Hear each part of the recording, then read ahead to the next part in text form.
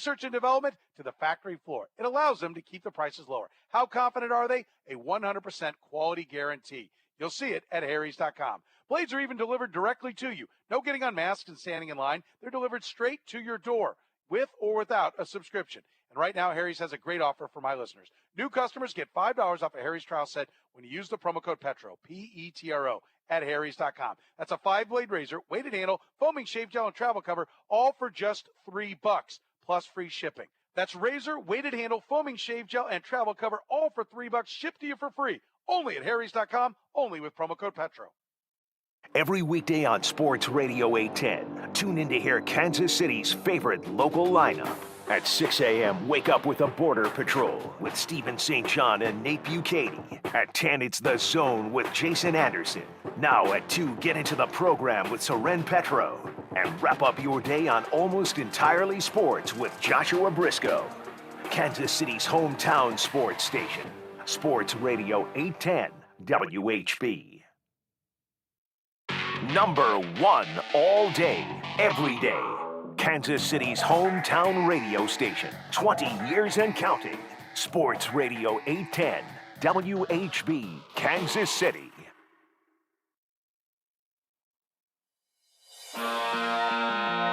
Isn't this a sports show? Rudy, can you be the reporter, as you're uniquely qualified to be? Sure. Can you be the reporter asking me about the events that were happening at late night as Snoop Dogg was saying curse words, saying naughty words, and having a money gun and stripper poles? Almost entirely. Mr. Jeff Long, sir, how could you allow these atrocious acts to happen?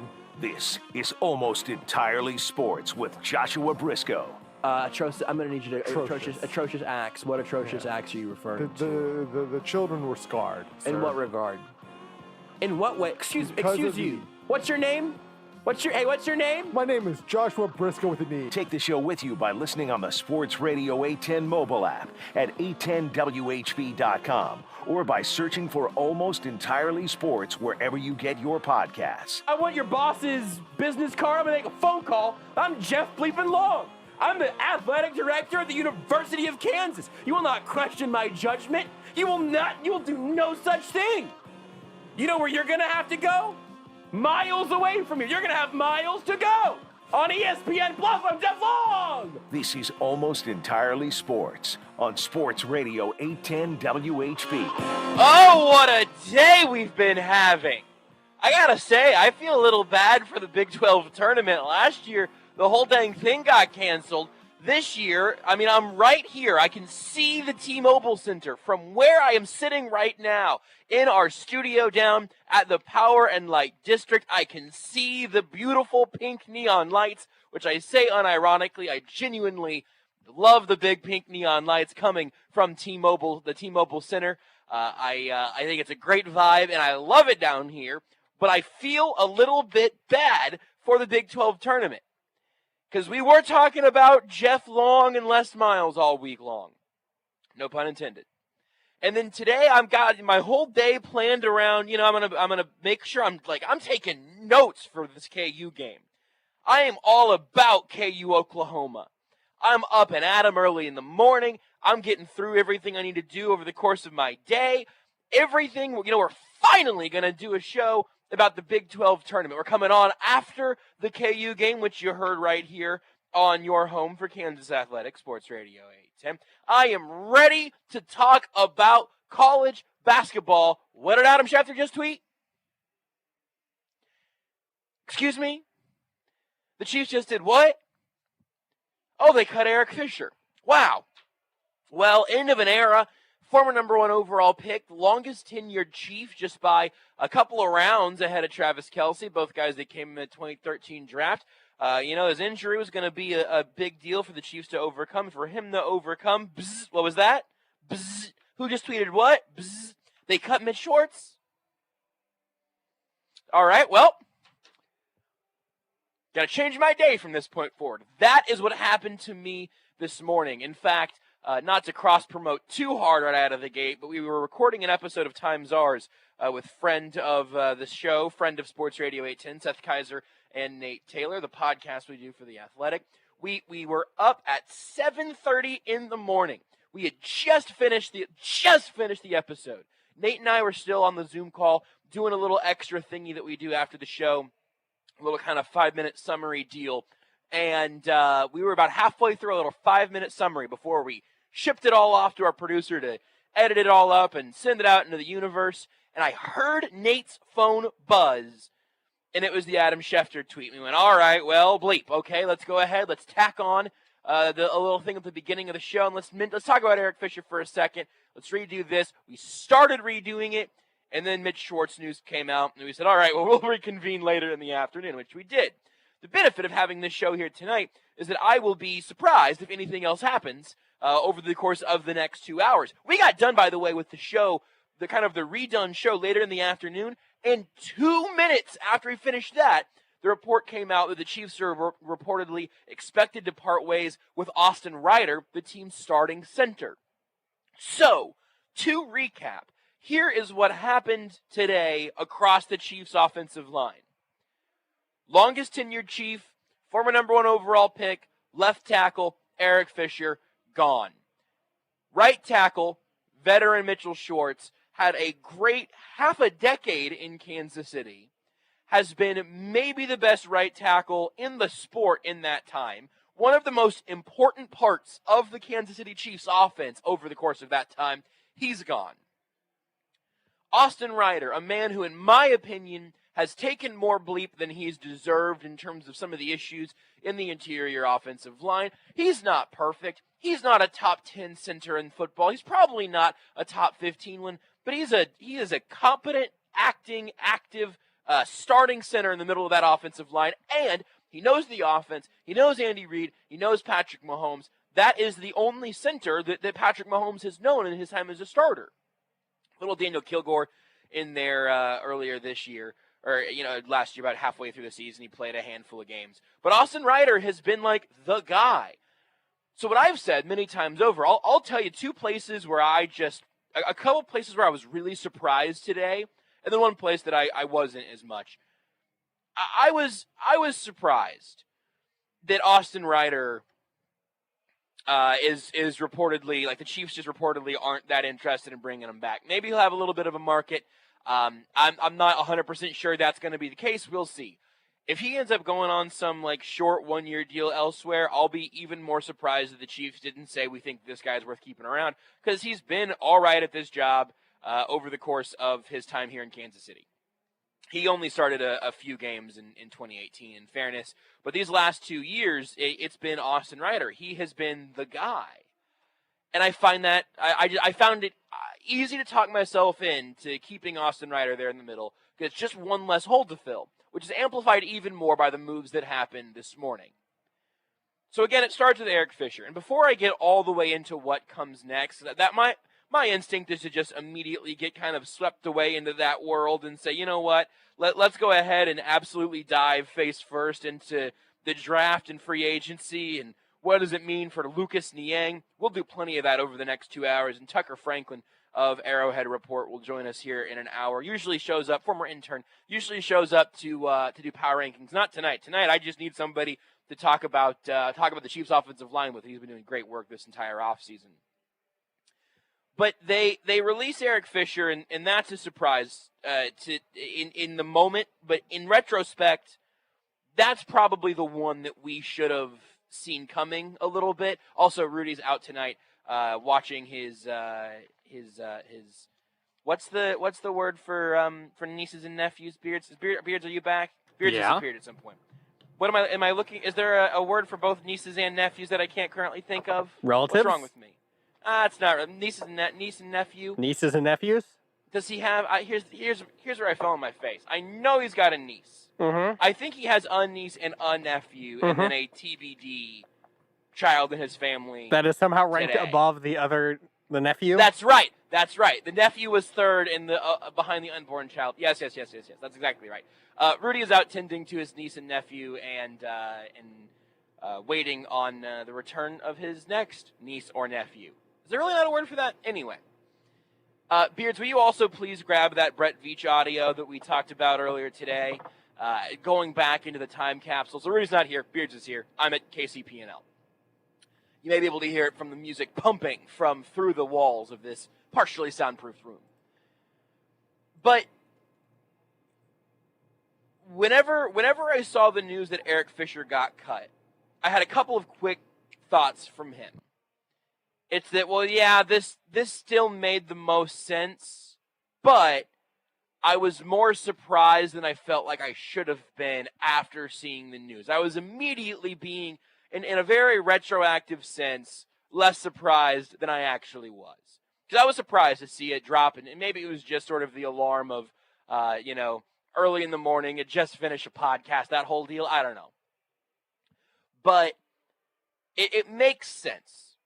Cutting him freed up like $13 million, and it's a move that we had talked about even before he suffered his Achilles injury in the AFC Championship game. If they felt like they could find his replacement, or maybe if they felt like they already had his replacement on the roster in Lucas Niang's case, you bring somebody else in to pair with Mitch Schwartz, you know what? It makes enough sense. All right, fine. It's, kind of an end of an era in some ways. Again, the first pick of Andy Reid's time in Kansas City. But a move that makes logical sense, especially if you don't expect him to be back until week 8 or week 9, right? Well, that did get complicated by Brett Veach 10 days ago. Beards, do you have that audio ready to go? Are we good on that? It's the one about Fisher and Schwartz, correct? Today? It certainly is. Then I've got it ready.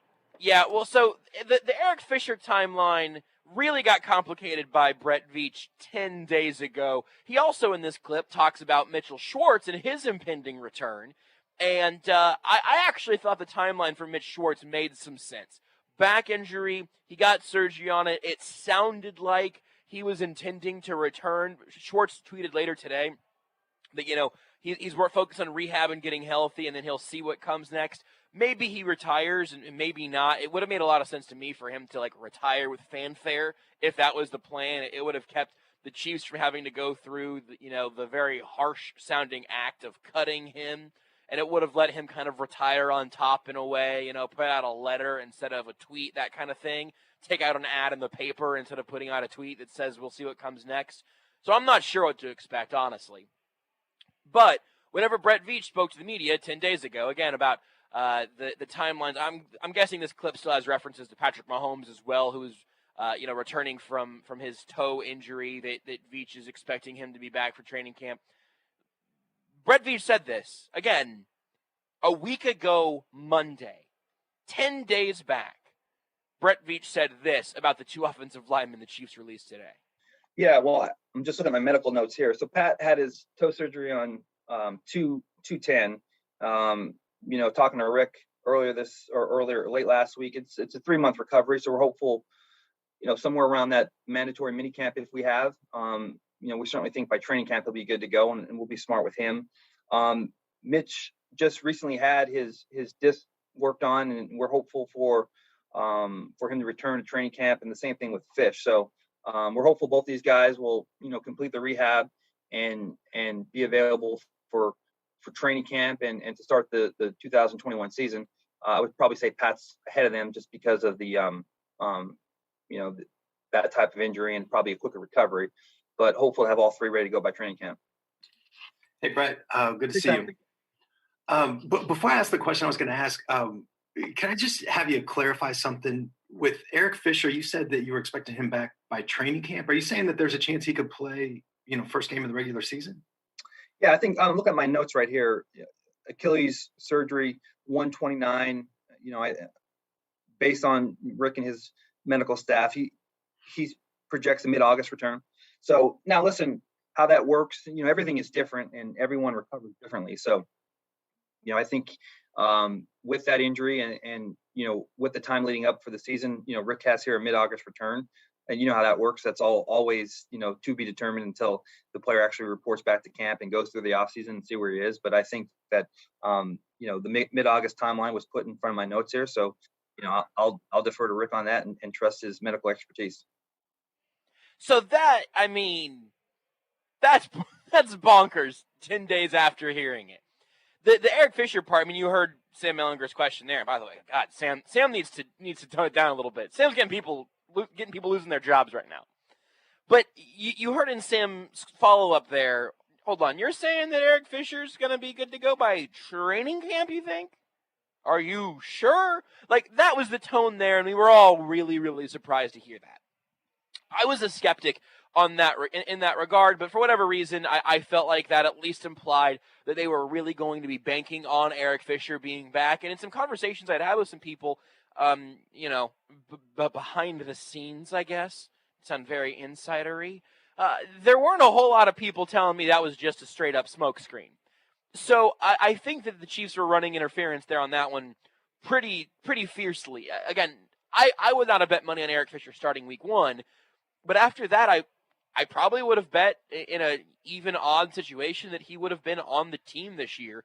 Even though, again, if you only think he's going to be back by week 8 or 9 or something, then you probably do just cut him outright and use that money elsewhere and see if you can get, Riley Reif, who was just let go. You're probably not paying for Trent Williams with the Eric Fisher leftover money, but maybe you're finding maybe it's Russell Okung for a year and then you draft someone, whatever.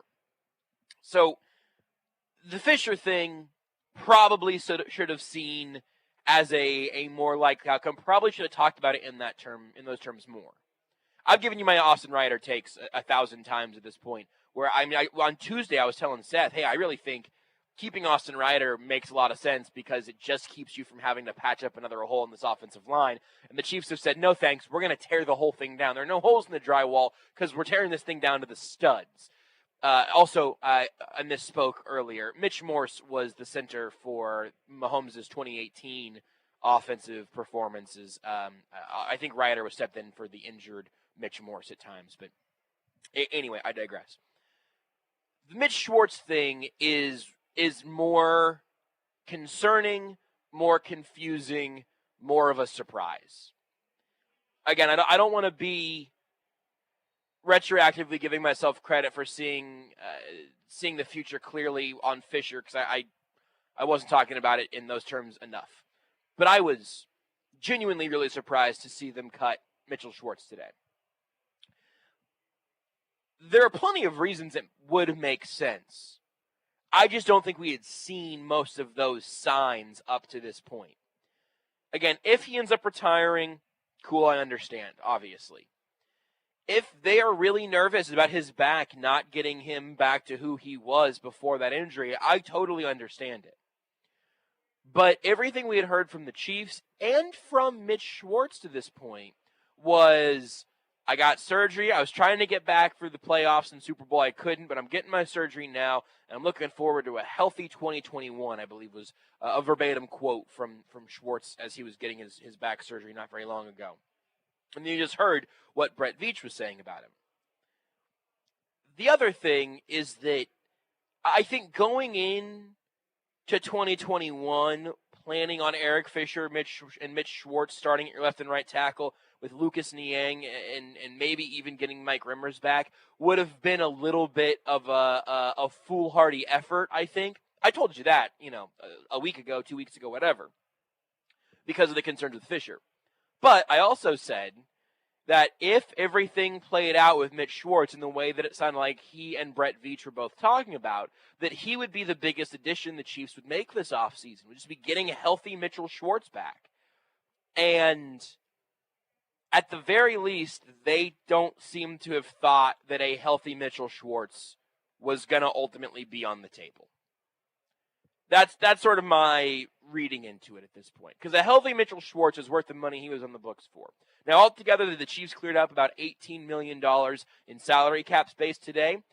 If they restructure Patrick Mahomes, if they restructure a little bit of that Travis Kelce money, certainly when, I will say, they extend Tyrann Mathieu, something I very much expect to happen at some point this offseason, they will clear up even more cap space, and they'll be able to do pretty much whatever they want. I mean, they're not going to have a total windfall, but they're going to be in just about as good a shape cap-wise as most any team is going to be at this point. Not literally any team, but above average, at least average around the rest of the league in terms of space they'll have to work with. They'll be able to go get somebody to step in. But losing Mitch Schwartz in this sort of permanent fashion really is a blow to the offense. Now, I'm going to, in just a little bit, I'll take the look ahead and what I think is going to happen. Because I've got a couple things that I feel pretty good about at this point. Based on some things that I've heard, some things that I've seen that have come out publicly, some things that I'm just trying to use my intuition on with what I've learned about the Chiefs and Brett Veach over these last several years. I'll get to that in a second. One thing that I don't want to totally overlook, though, on the very front end, because we will not revisit this. We will revisit what happens next 1,000 times before the season starts. We're going to talk about that a ton for months. But one thing we probably won't revisit is the strangeness and the finality and the impact of the two guys the Chiefs cut today. And I tweeted this out earlier whenever Schwartz tweeted he tweeted out 4 pictures and a little kind of thank you statement. Eric Fisher, I think, was the first one to announce his release, and he wrote this whole thing on his Instagram page about how, his touchdown catch this year was called Catch and Release. And he wrote in his Instagram post about how he literally did that this year. He caught the touchdown pass and then was released. Here's what he wrote at the very beginning of a very long Instagram post with a photo of him. I think it was him celebrating the touchdown. Catch and release. Time to complete the second part of the play call. At the time, I thought the catch part of the play was going to be the hard part. 6 months later, that thought has changed. I have been released. First of all, Eric Fisher's got, poetry chops. But the first time I read that, it gave me goosebumps for a second. Oh man, that's a pretty poetic thing for him to think back on, for him to have the irony of that play call hit him at some point today whenever he was cut. It's just a pretty good eye for, again, a kind of an ironic poetry that should not surprise anyone to hear that I am personally a fan of that kind of ironic poetry. But he was the first pick of Andy Reid's time here in Kansas City. He was the longest tenured Chief. Now it's Travis Kelce, who was picked just 2 rounds later. He went through just about the whole gamut of the last decade of Chiefs football. He came in after the worst season in franchise history. He only played for Andy Reid, but he played for different offensive coordinators. I believe Andy Heck was been the O-line coach from the jump, but different offensive coordinators and very different results. I mean, he was never on a team as bad as the team that drafted him because of Andy Reid and Alex Smith in large parts. But he saw seasons with playoff games falling short, playoff runs falling short. He played left side and right side.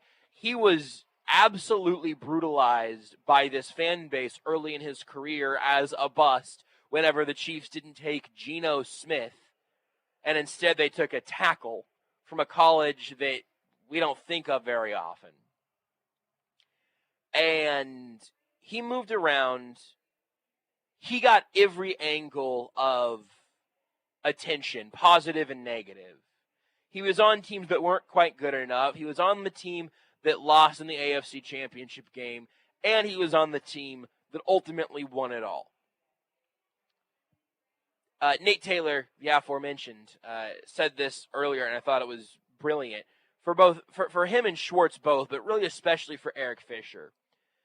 The time in which he was fully immortalized and fully appreciated by Chiefs fans was a game that he wasn't playing in, and now will be for a fan base that will likely not see him in a Chiefs uniform again. It was in the Super Bowl.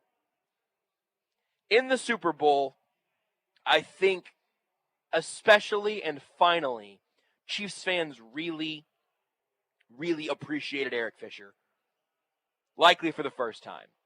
Cam Irving may have helped out a little bit, but the Super Bowl was when it was obvious, oh man, if this offensive line had Eric Fisher and Mitchell Schwartz, I wonder if this game would be going differently. My hunch is that with the way things went everywhere else, the Chiefs will probably still lose the Super Bowl, but it's definitely not by that much. It's definitely not that obvious. It's definitely not a blowout. It's definitely not hopeless.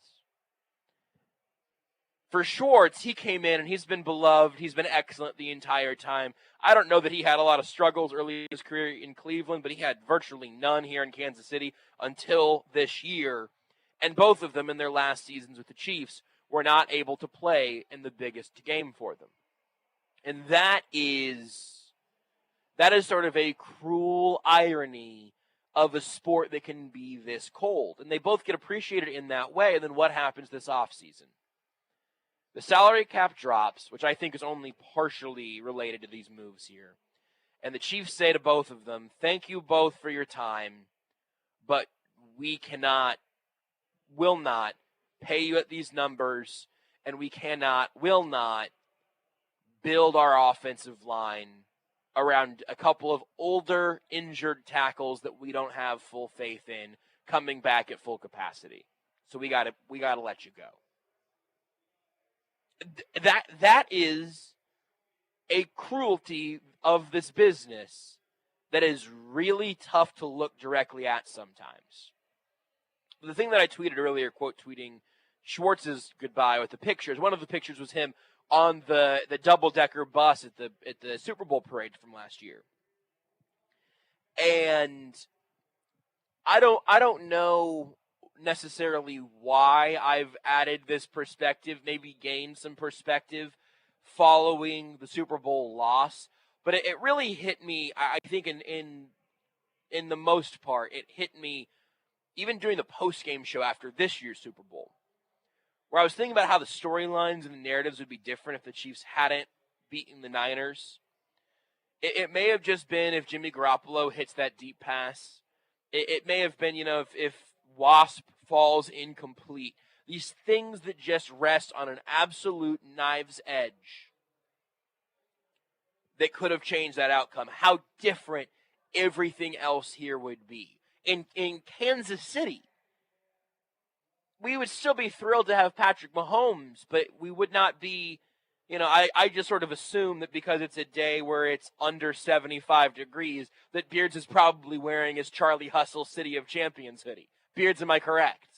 You are not correct. Darn. I am wearing my Coca-Cola t-shirt and no hoodie.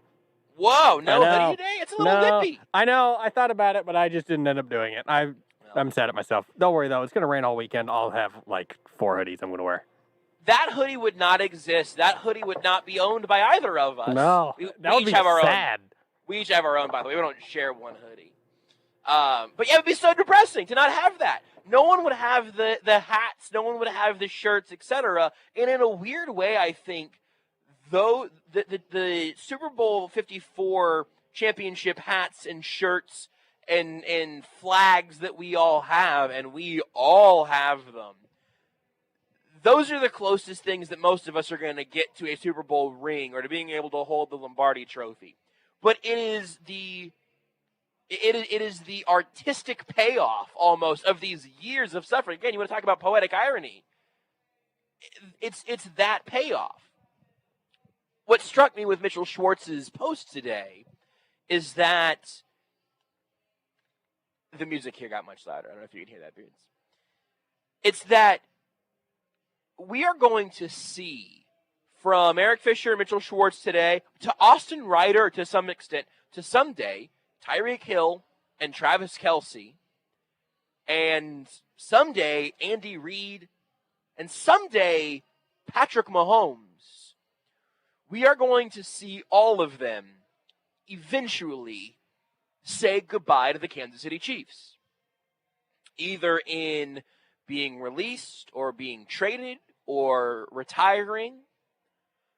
Eventually, that day is going to come for all of these guys that were either, fan favorites in whatever way they were able to create, or, again, just use Austin Ryder as an example, guys that were a legitimate and largely instrumental part of a championship season that we will all remember forever, that was a payoff for 50 years of suffering.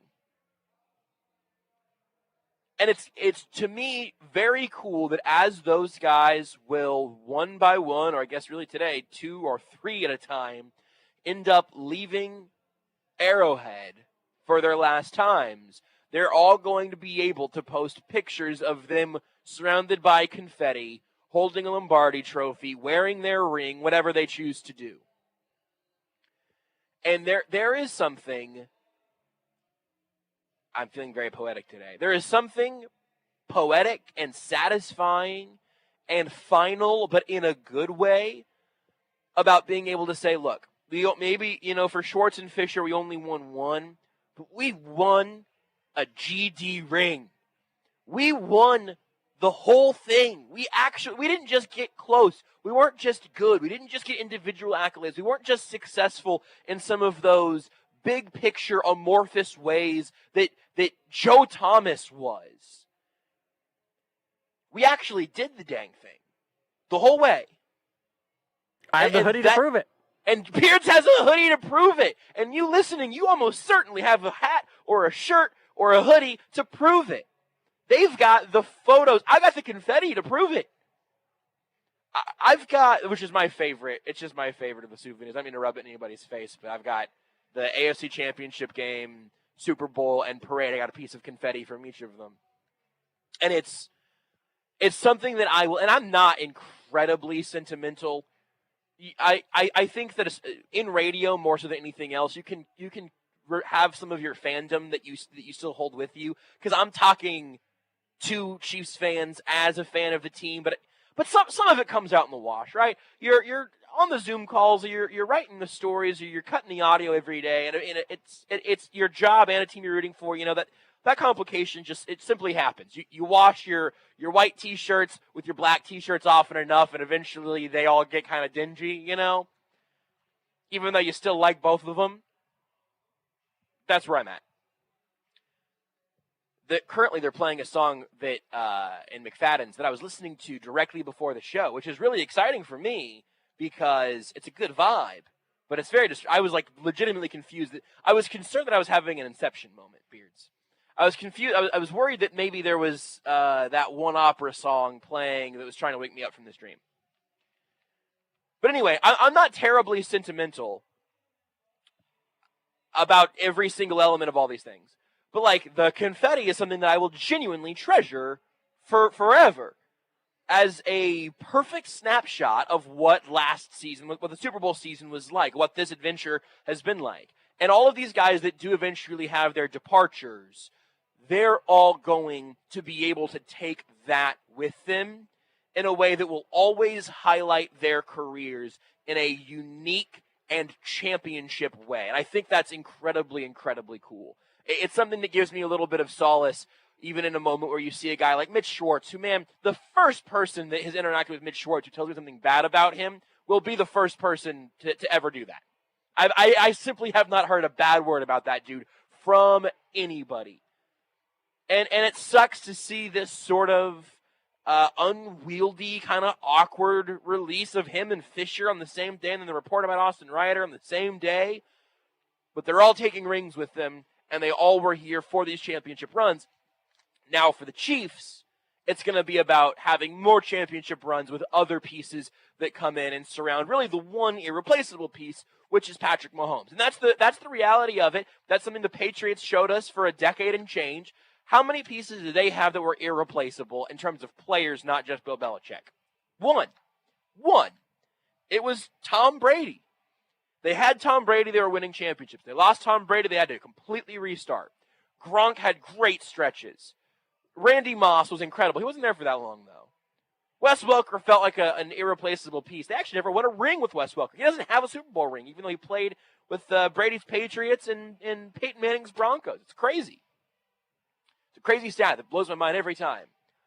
No one's really irreplaceable except for your all-star, all-world, all-pro, all-time quarterback. And for the Chiefs, obviously, that's the entire goal. The unique thing about today's moves, though, is that those are guys that help literally protect and keep that quarterback standing. I've got a lot of thoughts about what the Chiefs are going to do from here. We need to take a break, so we'll do that, and I'll come back and I'll tell you where I think things are going now. But I've spent a lot of time today thinking about all of the things that have unfolded and where the Chiefs go from here. I think it's really interesting. I hope you do as well. And if not, we'll look ahead here coming up in just a little bit. I am live out here at the Kansas City Power and Light District for our coverage of the Big 12 tournament. KU won and advanced today.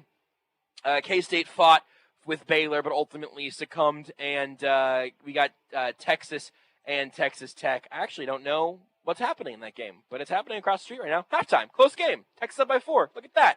And all of our coverage of the Big 12 tournament and championship week here on Sports Radio 810 WHB out here at Hoop Central is brought to you by Creative Planning, CBD American Shaman, 23rd Street Brewery, and Gomers.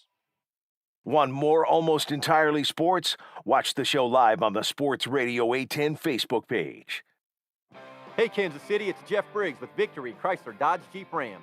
Dodge Power Days roll into March, and it's just in time for tax return season.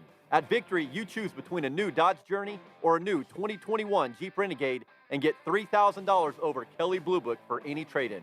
Folks, it's this simple. Drive in, provide your trade information, and add $3,000 to whatever Kelley Blue Book says it's worth, and let's do business. Visit us at victorymotorskc.com, where our first price is better than their last. Hey, Kansas City, spring training isn't just for baseball players. You can lose those pandemic pounds and get into shape before the warmer weather hits, since it only takes 40 days to lose a contractually guaranteed 20 to 40 plus pounds with NJ Diet. NJ Diet's program starts with bioenergetically personalized supplements based on your hair, saliva, and blood work. Then, NJ Diet uses DNA testing to create your ideal diet and workout regimen to help you keep it off. Don't want to do it alone? NJ Diet is with you every step of the way. You'll be fully monitored by their certified staff to make sure you're burning fat and not just losing water. You'll also get the doctor's personal email and phone number. NJ Diet offers live online video consultations, and they have a location right off 435, off the corner of College and Metcalf. Call 855-5NJ-DIET. That's 855-5NJ-DIET. Or go to njdiet.com and lose the weight for good. That's njdiet.com. The IRS doesn't mess around. If they want your money, they'll take it. They can take your paycheck and bank accounts too, even threaten your home or business. Don't take on the IRS alone. If you owe back taxes, the smartest thing you can do is call Optima Tax Relief. The experts at Optima specialize in a powerful IRS tax assistance program called the Fresh Start Initiative. And their clients that qualify are saving thousands, even tens of thousands. One call starts the process to stop the demand letters, stop aggressive collection actions, and stop the IRS from targeting you. But don't delay. It's important to act now while you still have options. Optima is A+ rated with the Better Business Bureau. Optima has already resolved over $1 billion of tax debt for their clients. Get your life back. For tax help you need, for tax help you can trust, call Optima now for your free consultation. Call 800-259-8642. 800-259-8642. 800-259-8642. Optima Tax Relief. Some restrictions apply. For complete details, please visit OptimaTaxRelief.com. What you doing? Designing my new 2021 Nissan Kicks online in the Kicks Color Studio. I give each a special name. This one's electric blue, orange, red, white. I call it the gumball machine. You think it's me? I feel like you're more of a red velvet guy. Limitless possibilities. With over 100 million available color combinations and Bose Personal Plus system in the boldly new 2021 Nissan Kicks. Bose is the registered trademark of the Bose Corporation. Color combinations include interior and exterior colors. Customization is an available feature subject to availability at participating Nissan dealers. See dealer for details. March Madness is on its way. Sports Radio 810 is your exclusive home of Championship Week, with live coverage from downtown at T-Mobile Center of the Big 12 Championship, plus live championship games from around the country, including the SEC, Pac-12, Big East, and the ACC. And we'll wrap it up with Selection Sunday and our exclusive bracket special. Your home for March Madness. Sports Radio 810, WHB. Visit your Kansas City Acura dealers for jaw-dropping deals on new and pre-owned Acura models. Get insanely low lease payments and huge financing deals on award-winning sedans like the all-new 2021 Acura TLX and best-selling SUVs like the 2021 RDX Crossover or the all-new 2022 MDX. Now's the time with test drives to your door and stackable savings for college grads and military. Plus, bonus rewards for current Acura owners and first-time Acura buyers. Shop your Kansas City Acura dealers today. Live coverage of the Big 12 Tournament and Championship Week is brought to you by Creative Planning, CBD American Shaman, 23rd Street Brewery, and Gomer's. You're listening to Almost Entirely Sports. This game is so violent that the congratulatory butt smacks are aggressive. With Joshua Brisco. Put me straight to the injured reserve with a bruised butt cheek. On Sports Radio 810 WHB. Tons of Chiefs talk looking ahead what the offensive line might look like in this upcoming year. But I, Joshua Brisco, am live out here at the Kansas City Power and Light District just across the street from the beautiful T-Mobile Center. And all of our coverage from down here is brought to you by Creative Planning, a nationally recognized Kansas City wealth manager. Go to creativeplanning.com for more information. 2 tweets that Seth Kaiser has retweeted that I've got to read you before I answer some of the questions that have shown up in our various video streams, and also questions I know a lot of people are thinking about. But I got one very funny tweet and one just very good one. I'm going to read the good one first. It's actually from Mitch Schwartz. It was happening as we were talking about him at the beginning of the show here. 30 minutes ago, he tweeted. Someone responded to Mitch Schwartz's tweet about him being released. And this guy, not Mitch Schwartz tweeted this. Somebody tweeted at Schwartz saying, "It's official. Patrick Mahomes' greed is going to end his career. I mean, he deserves the money, but $50 million a year is going to make it to where you can't have 2 Pro Bowl top 5 tackles. But I'm assuming he knew that when he signed the contract. Well, hopefully." Mitch Schwartz retweeted that and said, "This is absurd. Look at Pat's deal compared to any other QB. He set it up to take way less money the first few years than all the rest. We kept everyone we wanted and made the Super Bowl. The pandemic dropped the cap by $25 to $30 million from the projected amount. Blame that, not Pat." As Seth said in his retweet, he is still out here protecting his quarterback. Dude, that's so good. And he's right, by the way. Mitch Schwartz is right. I think more than anything, it's probably about injury and age with the salary cap being a factor, but not the deciding one necessarily. Anyway, it's just a great tweet by Schwartz and something I wanted to mention here on the show.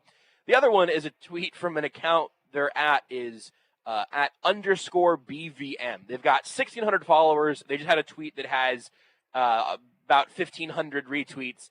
Because this tweet is just my favorite thing ever. The tweet is simply, "The NFL draft is astrology for men." And I just think that is such a good, tight, dismissive analysis of the NFL draft. It's beautiful.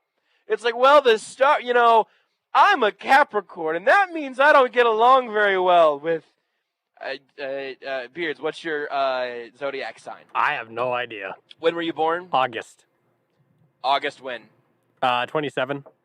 August 27. If you type August 27 zodiac, you're a Virgo. You're characterized by your intelligence, generosity, and discipline. Beards, I think you're great. I would not say that you're characterized by your discipline by any means. No, that would be correct. I think you got lots of great traits, my dude, but I don't think discipline is what I would put at the top. No, probably not. You have outstanding social skills and seem to understand people with ease. Beards, your thoughts? Eh. But that's astrology. That right there is just, you know what? Let me go ahead and do my birthday on December 23rd. So I think it's a Capricorn, but I want to see what the little blurb says. Please share with the class. Mine goes 50-50, I'll say. As a Capricorn, born on December 23rd, your patience and determination define your personality. Beards, would you say that I am a determined person? Sure. Would you say that I'm patient? Hurry up, answer the question. No. That's astrology, though. That's astrology. The NFL draft is, if Samuel Cosmi's there at 31 and the Chiefs don't take him, I'm going to poop my pants. Because he's going to be perfect, because the stars in the sky, because he's a Leo, and I don't know what his zodiac sign is. Did you see how much he bench pressed? He benched 47,000 times. How fast did that lineman run the 40? And Mercury's in retrograde. I still don't know what that means. Where is the moon and how fast was his 3-cone drill? Such a good tweet. Holy bleep. God, that's a good tweet. I love that tweet. Anyway, I'm going to move on to the next thing because I'm disciplined, and this is what I want to talk about, but I'm going to get to it right now because I don't want to wait. Take that, Internet. We have plenty of questions about this. I've seen questions all day, people talking about it all day. All right.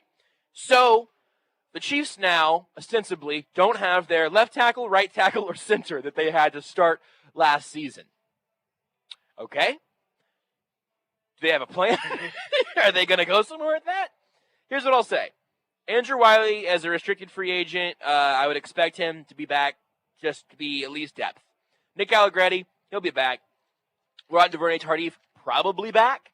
I could see him staying in the medical field, but I think it's likely that he returns. So maybe they bring back Colecchio Simile, whatever. I'm honestly going to kind of leave the guard spots out of this because I think really they'll figure it out. They have issues now, though, at the 3 most important and difficult positions on the offensive line. So what are they going to do? Great question. I'm going to tell you what I don't think they're going to do. I have seen a lot of people tweeting out there like, if the Chiefs get this day one offensive line, I'll be pretty happy with it. If it's this rookie left tackle and it's Allegretti and then this rookie center and it's Andrew Wiley or LDT and then it's Lucas Niang, I feel pretty good about all this. I think right now you got to pencil in Lucas Niang at right tackle. Nate Taylor has an excellent story that went up in The Athletic this morning before all of this about Lucas Niang. Worth a read, some great info there. But it seems like he's been preparing to play right there on the right side, and him stepping in there, even as a guy who has played 0 NFL snaps, he will be in the first year of his rookie contract. He'll be 2 years removed. A year and an off season removed from the injury to his hip that he suffered at TCU. He'll be fully healthy. From everything Nate wrote, sounds like he'll be in really good shape. He does have the Chiefs playbook and stuff as far as I could tell. I mean, actually, I asked Nate about that on the podcast this morning. He got some things to work on from Andy Heck. Nate said on the pod. So pencil Lucas Niang in at right tackle. Just do that. And if they move on, do something else around him, and then he ends up being the swing tackle, whatever, that's fine. Pencil him in at right tackle. I got a Sharpie in my hands. I'm not using this, but put a pencil, right Niang at right tackle. Don't worry about the guards. Put whatever you want there. I've seen lots of people talk about the various left tackles who could be there at 31 and say, again, maybe it's I've seen Cosme mentioned quite frequently. All right. If Jalen Mayfield is there, could he be the left tackle? Maybe. If Tevin Jenkins is there, could he be there? Maybe. Samuel Cosme is there, could he be the left tackle? Maybe. If those guys are all off the board, and those guys could all be off the board by 31. Sewell, Slater, the guy from Virginia Tech, Darisaw, Mayfield, Jenkins, Cosme, could all be off the board by 31. So maybe we're talking about Alex Leatherwood, Liam Eichenberg. Those guys have been mocked to the Chiefs a ton, even though they're probably more mid-second round guys. But if you're picking at 31, you need a tackle. You're going to have to reach and take somebody. You got the dude from North Dakota State, whose name I'm not confident saying. Reduns? Sure. Here's the thing about penciling those guys in at left tackle, as I've seen a lot of people do. A lot of people that I respect, think highly of. I cannot see a world in which the day before the NFL draft, the only guy on the depth chart at left tackle protecting a $500 million blind side is Yasir Durant and Martinez Rankin. I'm not saying by any means that they're going to be starting actually at left tackle. They will not be. But I don't think the Chiefs make both of these moves so confidently today, creating the cap space that they have now today, and that they think that they're going to go into Patrick Mahomes' next season trying to go to their third consecutive Super Bowl with two guys at left and right tackle, being whatever rookie and Lucas Niang, who have played a grand total of absolutely 0 NFL snaps. And maybe do the same thing at center. I just don't see it, man. I really don't. The issue is there's not a ton of talent out on the open market right now at tackle.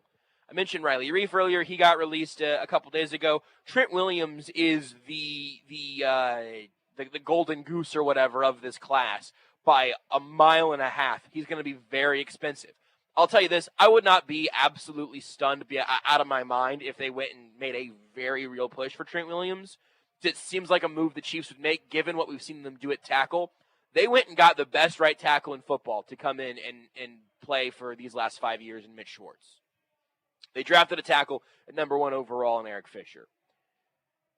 I don't think they're going to say just whatever dude is there at 31 is going to be the guy protecting Patrick Mahomes' blind side. I just don't think that's going to be the outlook. I just don't think that makes a lot of sense. And then, I mean, are you going to say it's going to be Russell Okung, a guy who's had some injury issues and has bounced around? Maybe. He might be the next best tackle on the open market. Alejandro Villanueva? I know that none of those options are super exciting. Wouldn't surprise me if the Chiefs were looking in the trade market right now either. Probably not for a guy like Orlando Brown, or at least I kind of hope it's not, simply because I don't like trades very much where you have to give up a bunch of draft capital and then pay that dude. It's the reason that we view the Frank Clark trade the way that we do. They gave up a first and a second and made him one of the highest paid edge rushers in football. If you pay a dude like that in free agency, or you pay, Chris Jones before he hits the market, or you spend a first-round pick or even a first and a second to go get somebody, but you have him on a rookie contract then, those all hit differently for me. Giving up picks and a lot of money for somebody, not my favorite way of acquiring players. That's the least sustainable way of doing it. But I don't think it's out of the question. What I do think is out of the question, and look, man, I've been wrong trying to guess Brett Veach's moves before. I've been wrong plenty of times. I would be really, really surprised if they don't have at least a, 1-year vet who could, maybe it's the Alejandro Villanueva type. We say, you know what, we're still going to draft a tackle maybe at 31, maybe at the end of the second round, maybe in the third round again like we did with Lucas Niang. We're going to draft a guy that we think could step in mid-season, certainly next season. And now we're going to have two guys on rookie contracts at left and right tackle, which is a huge value play if you can make that work. A huge value, especially when you've got an expensive quarterback, with the Chiefs are going to actually start to have to deal with the math on that in these years to come. I just don't think you can fully roll the dice on two dudes that haven't played an NFL snap at left and right tackle coming up this year. I think they're going to add somebody to step in and be their day one left tackle, and they'll continue to bolster the offensive line. Maybe they go young at center. Maybe they go young at tackle, and then they go and pay a veteran center in the middle of the offensive line. Maybe they go try to bring in Corey Linsley from the former Packer and have him play center. Maybe that's what they pay. I think they're going to pay at least one of those spots, though, and I'm penciling in Lucas Niang on the right side. We're going to take a break. I am live out here at the KCP&L, just off of the Kansas City Live stage, and all of the coverage from the Big 12 tournament and championship week is brought to you by CBD American Shaman. Stop by your local American Shaman or visit them online at cbdamericanshaman.com. CBD American Shaman, everything is better with the feather. At JB Brisco, at Beards McFly, at Not That Rudy, at Sports Radio 810. Just do it already. There's nothing like the sounds of your son learning to dribble, or the sounds of your daughter learning to tap dance. A local family-owned hardwood flooring specialist company wants to help you remember these sounds for the rest of your life with a quality wood floor. Acme Floor has been in business for almost 100 years and is so entrusted with its workmanship and quality of materials that KU and MU called them to build their wood basketball courts. You may not be looking for a basketball court, but Acme Floor can help you create the sounds and look you want in your home. From the floor at the Nelson Atkins Block Building, UMKC Swinney Rec, the stages at the Kauffman Center, to your kitchen. No project is too big and no budget is too small. If you're looking at laying a new floor, refinish or resurface your hardwood floors, why not call the best? Give Acme Floor Company a call at 913-888-3200. Acme Floor Company works with both residential and commercial customers. Go by their Lenexa showroom at 10100 Marshall Drive. 4-generation family owned and operated. Another season of frigid temperatures is finally behind us. But with the good comes some bad, because another winter in the books means another year of wear and tear on your roof. Greg Gurley here. Wouldn't it be nice to sleep well knowing you can trust the roof over your head? You can with the company I trust, Buck Roofing. Buck Roofing has fixed the roof over my mom's head and thousands of KC homeowners and commercial buildings. Jayhawks, Wildcats, and Tigers all agree that Buck Roofing is simply the best in Kansas City. Ron and his team are experts in residential, commercial roofing, and they can do your gutters too. Don't just take my word for it. Check their rating with Angie's List and the Better Business Bureau. Buck Roofing will do only the work that needs to be done, and you can trust that you are getting a fair bid. Put this number in your phone now, 913-384-2680. That's 913-384-2680, or online at ourbuckroofing.com. And sleep well knowing Buck Roofing fixed the roof over your head. Championship Week on Sports Radio 810 is presented by Creative Planning, a nationally recognized Kansas City wealth manager. Go to creativeplanning.com for more information. By CBD American Shaman. Stop by your local American Shaman or visit them online at cbdamericanshaman.com. By 23rd Street Brewery, your basketball headquarters all month long. Support a local favorite with curbside dine-in and carry-out, the 23rd Street Brewery in Lawrence. And by Gomer's, a Kansas City tradition since 1969. Nobody knows more about fine wine, spirits, and craft beer than Gomer's.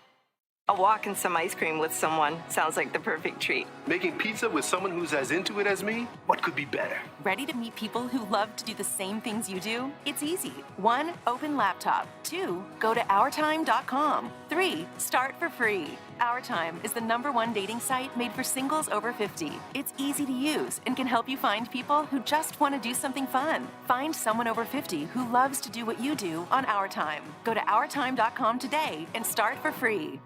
Finding great candidates to hire can be like, well, trying to find a needle in a haystack, but not with Ziprecruiter. Its powerful technology actively finds and invites qualified candidates to apply to your job. So while other companies might deliver a lot of hay, Ziprecruiter finds you the needle in the haystack. See why 4 out of 5 employers who post a job on ZipRecruiter get a quality candidate within the first day. Try ZipRecruiter for free at ZipRecruiter.com/free. That's ZipRecruiter.com/free. Every weekday on Sports Radio 810, tune in to hear Kansas City's favorite local lineup. At 6 a.m., wake up with the Border Patrol with Stephen St. John and Nate Bukaty. At 10, it's The Zone with Jason Anderson. Now at 2, get into the program with Soren Petro. And wrap up your day on Almost Entirely Sports with Joshua Brisco. Kansas City's hometown sports station. Sports Radio 810 WHB. This is Almost Entirely Sports with Joshua Brisco. We're all hungry for a little nibbling of some delicious Chiefs talk. So here we go. Num. On Sports Radio 810 WHB. Just have a minute here before we get to Tucker D. Franklin, who's going to join us a little bit talking about the Chiefs' offensive line and where they go from here. But I'd like to mention one thing, maybe the biggest piece of news that happened in the NFL today. Mark Ingram signed a 1-year deal worth up to $3 million with the Houston Texans. The absolute Mad Lads. They're signing more running backs. This team's entire existence is bleep you Deshaun Watson, bleep you DeAndre Hopkins, bleep you Bill O'Brien, bleep you Eric Bieniemy, bleep all of you. You know what we're going to do? We're going to pay some damn running backs. Oh, I love the Houston Texans for all of the reasons that they drive me absolutely bonkers. More Chiefs O-line talk next. You are listening to Almost Entirely Sports with Joshua Brisco on Sports Radio 810 WHB. Basketball is our favorite season. KC Live in the Power and Light District is Hoop Central, presented by Sports Radio 810 WHB. Hoop Central captures the spirit of Fan Fest in a safe, socially distanced outdoor area with tables, decor, and contactless ordering. Drink an ice-cold Coors Light while watching college hoops with us on the KC Live big screen. For details or to reserve your table, visit powerandlightdistrict.com/basketball.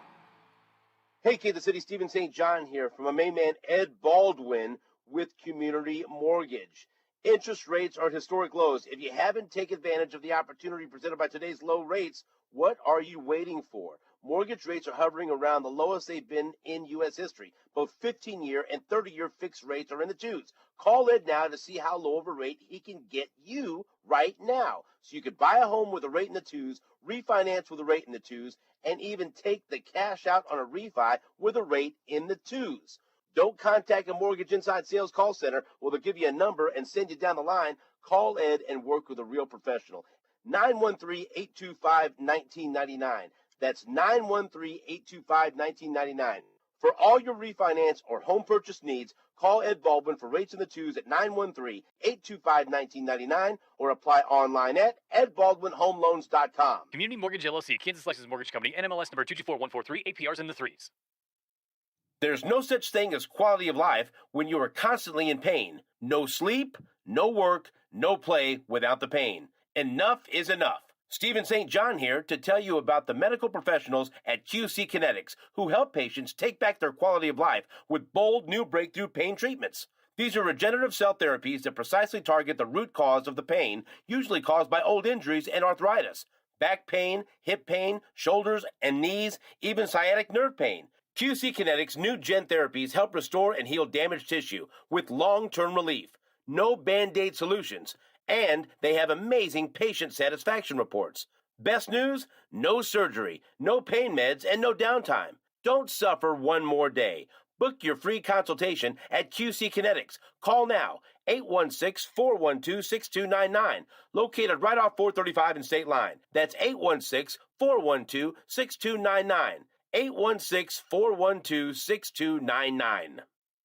For the latest on the Kansas City Royals, keep it right here on Sports Radio 810 WHB. It's all those intangibles that make a player like Bobby and some of the other young guys that we have really fun to watch on a day-in, day-out basis so far this spring. Trying to go out and win. If there's a winner in the team, they're going to try to put them in the lineup, and that's what I'm going to try to do each and every day is try to help the team as much as possible. Kansas City's home for Major League Baseball. Sports Radio 810 WHB.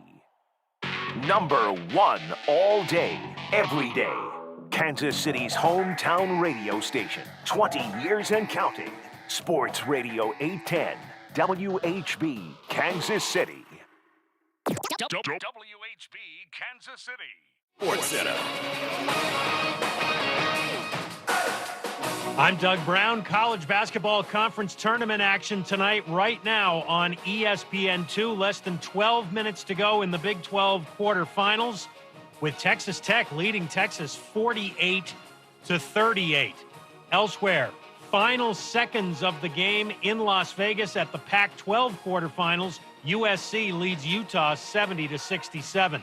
In the ACC quarterfinals today, North Carolina knocks off number 22 Virginia Tech 81-73. The Tar Heels will play in the semifinals against Florida State, who advanced today when Duke had a positive COVID-19 test and their game was canceled.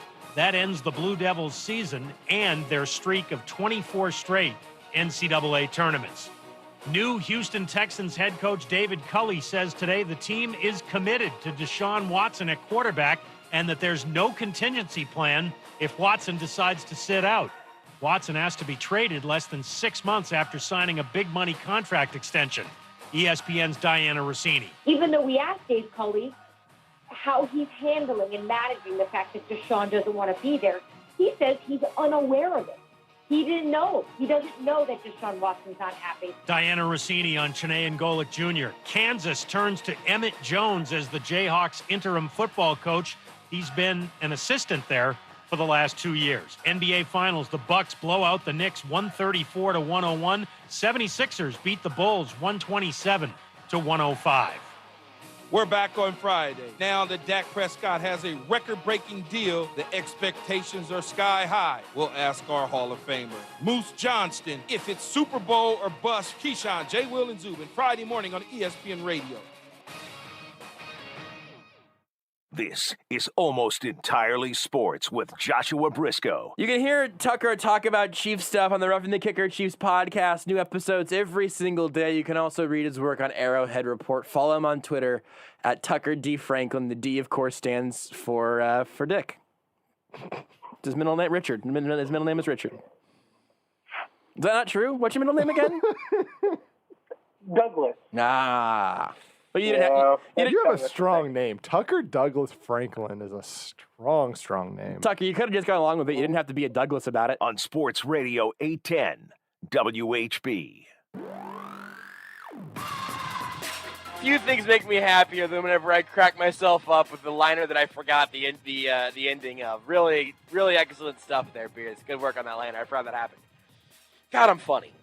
I'm also live from the Kansas City Power and Light District right now, just a little bit removed from the KC Live stage. And all of our tournament coverage here on Sports Radio 810 is sponsored by the 23rd Street Brewery, your basketball headquarters all month long. Support a local favorite, curbside, dine-in, and carry-out, the 23rd Street Brewery in Lawrence.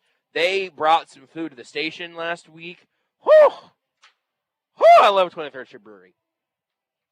I wish they were in this very small room with me. Just They're pretty good.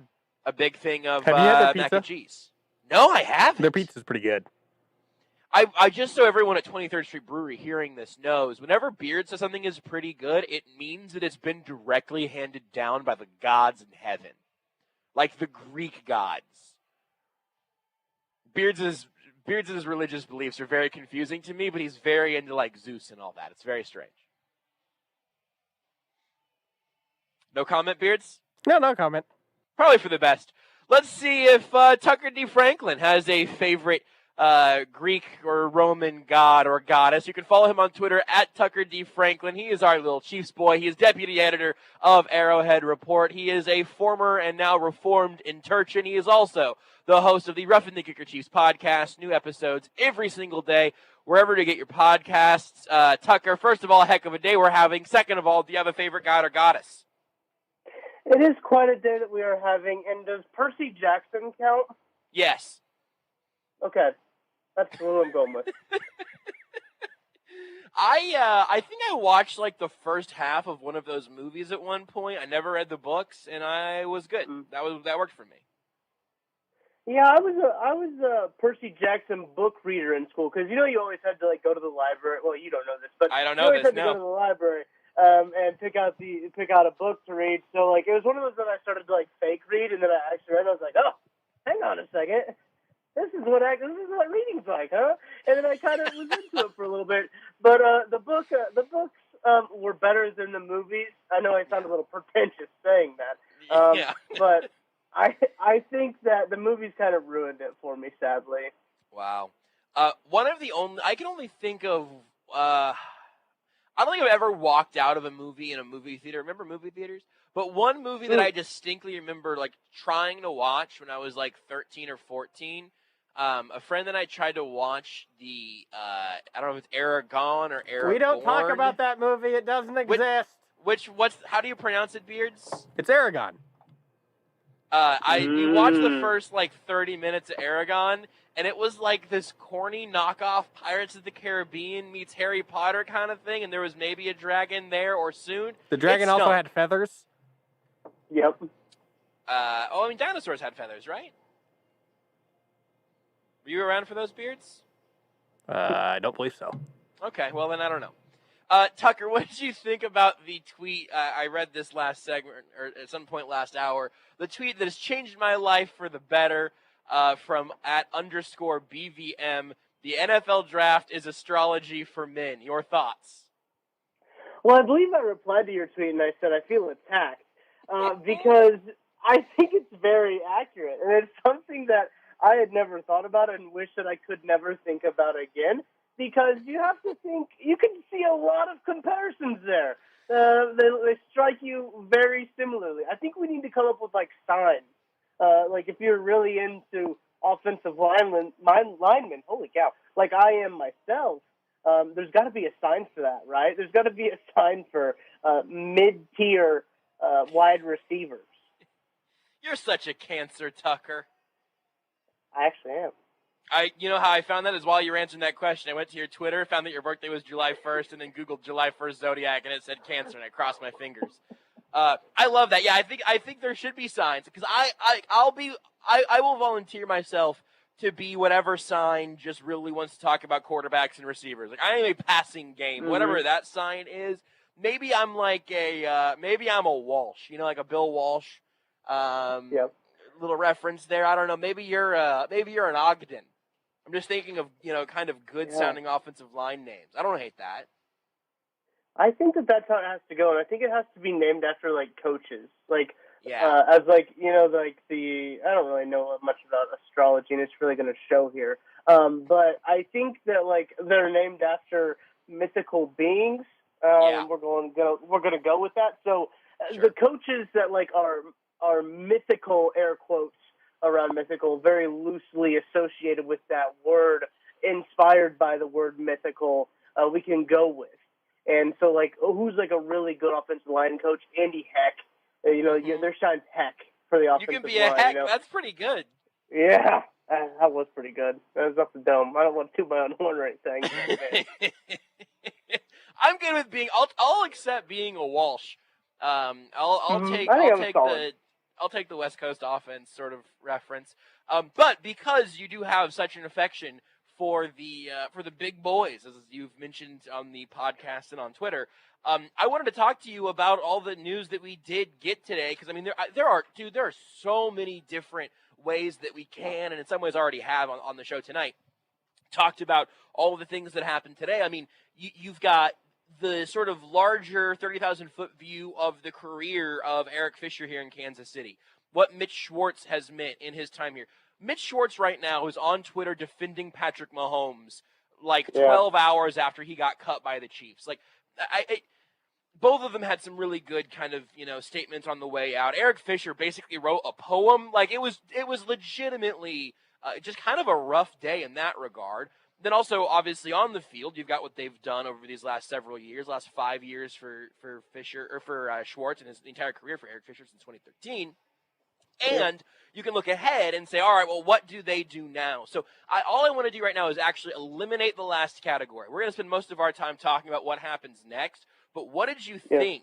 Because we also heard from Brett Veach 10 days ago that these dudes were going to be back in time for training camp. So what did you think whenever that news came in today? Fisher gone, Schwartz gone, and then a couple hours later, Austin Ryder not expected to be back either. Right. Man, this day was absolutely insane. We go from literally almost nothing in terms of the news front with Chiefs to literally everything all at once. Yeah. And I do think it speaks about the Kansas City Chiefs organization releasing them both at the same time. I don't think that's not nothing, if that makes sense. I know I used a double negatives there, but I think that's something there. But I will say that I wasn't necessarily surprised that either of them got cut, because my head was telling me, okay, the Chiefs are in some cap bad places right now, right?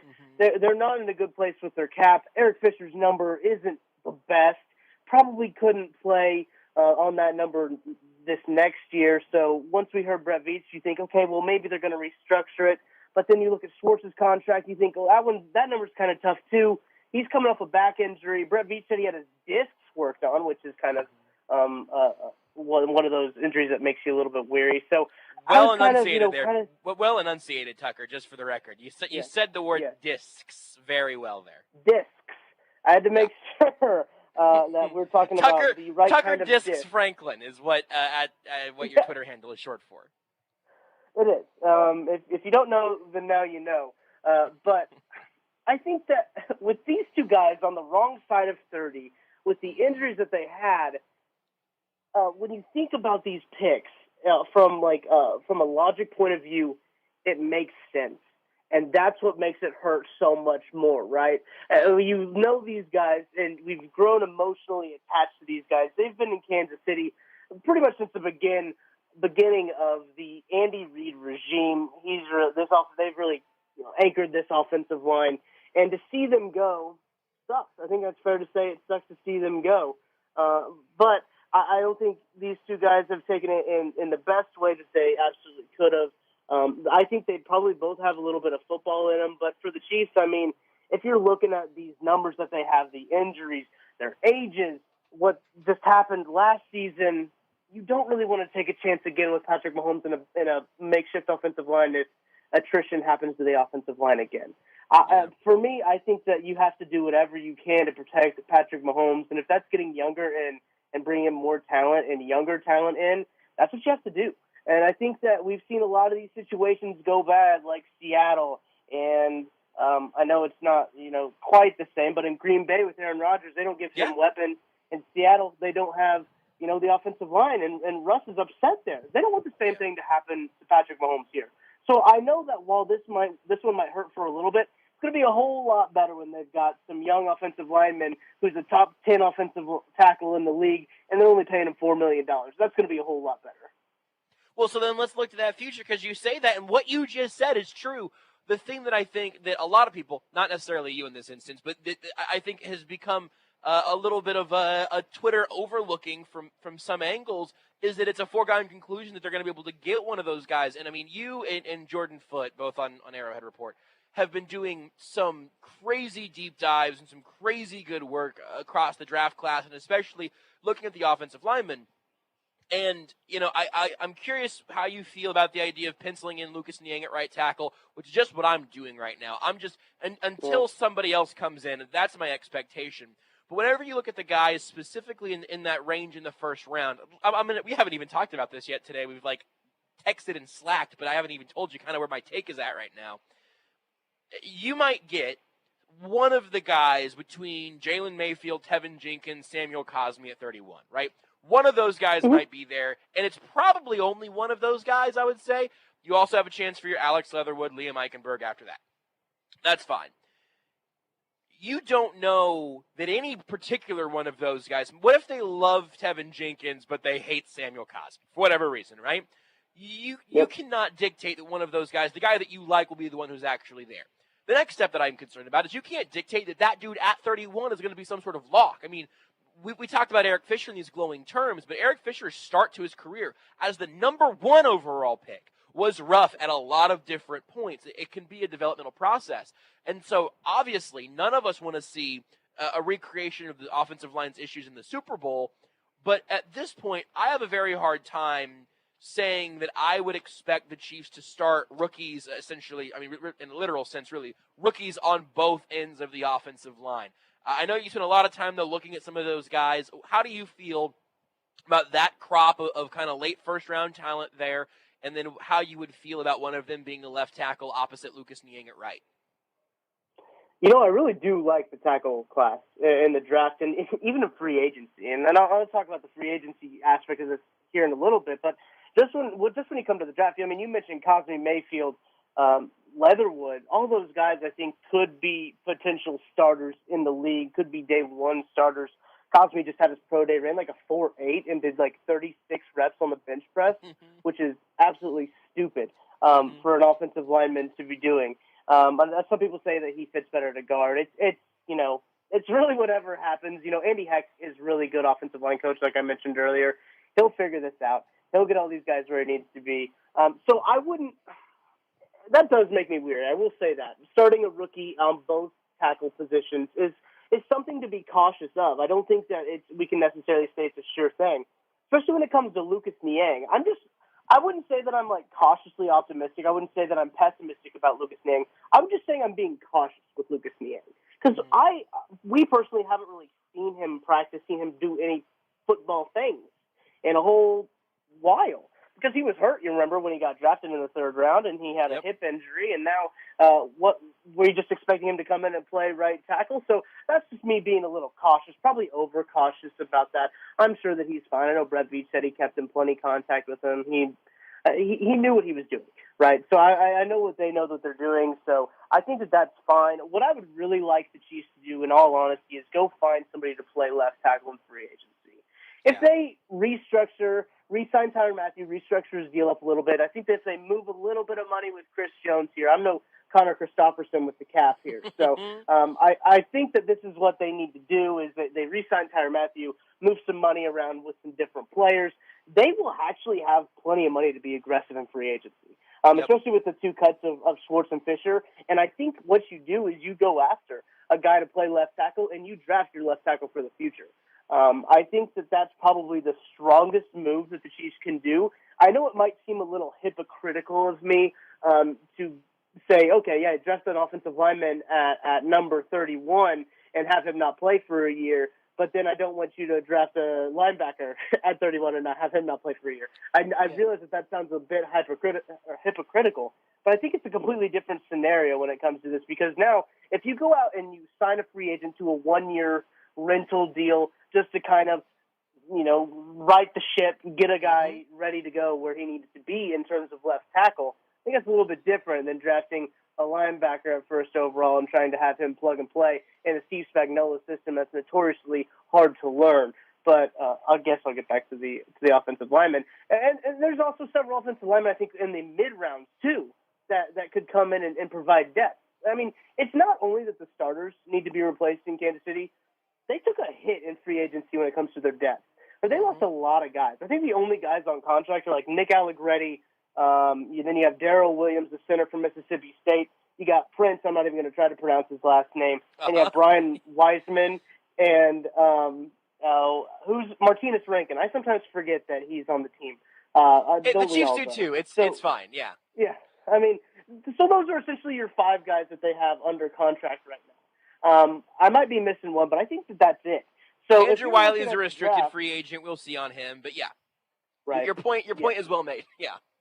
I appreciate it. But that's really where I'm at is, okay, they need depth. Like, that's the thing is we saw the depth of the offensive line really come in handy. I know a lot of people like to lambast the offensive line, but they were doing what they were doing on their 3rd and 4th string. And by the time they got to the Super Bowl, that was like their 5th, 6th strings. They were worn down. And I wrote something for Arrowhead Report, I think at the beginning of the season, saying that the versatility and depth of the offensive line was one of the offense's biggest strengths. And I still stand by that. I still think that it was. It just happened that their 6th string guard wasn't, a top caliber guard to hold off one of the best defensive lines that the league had seen this year. But I think that depth is going to be a big issue, and the draft might be a good position to do that, and especially in those mid rounds and those comp picks that the Chiefs just got.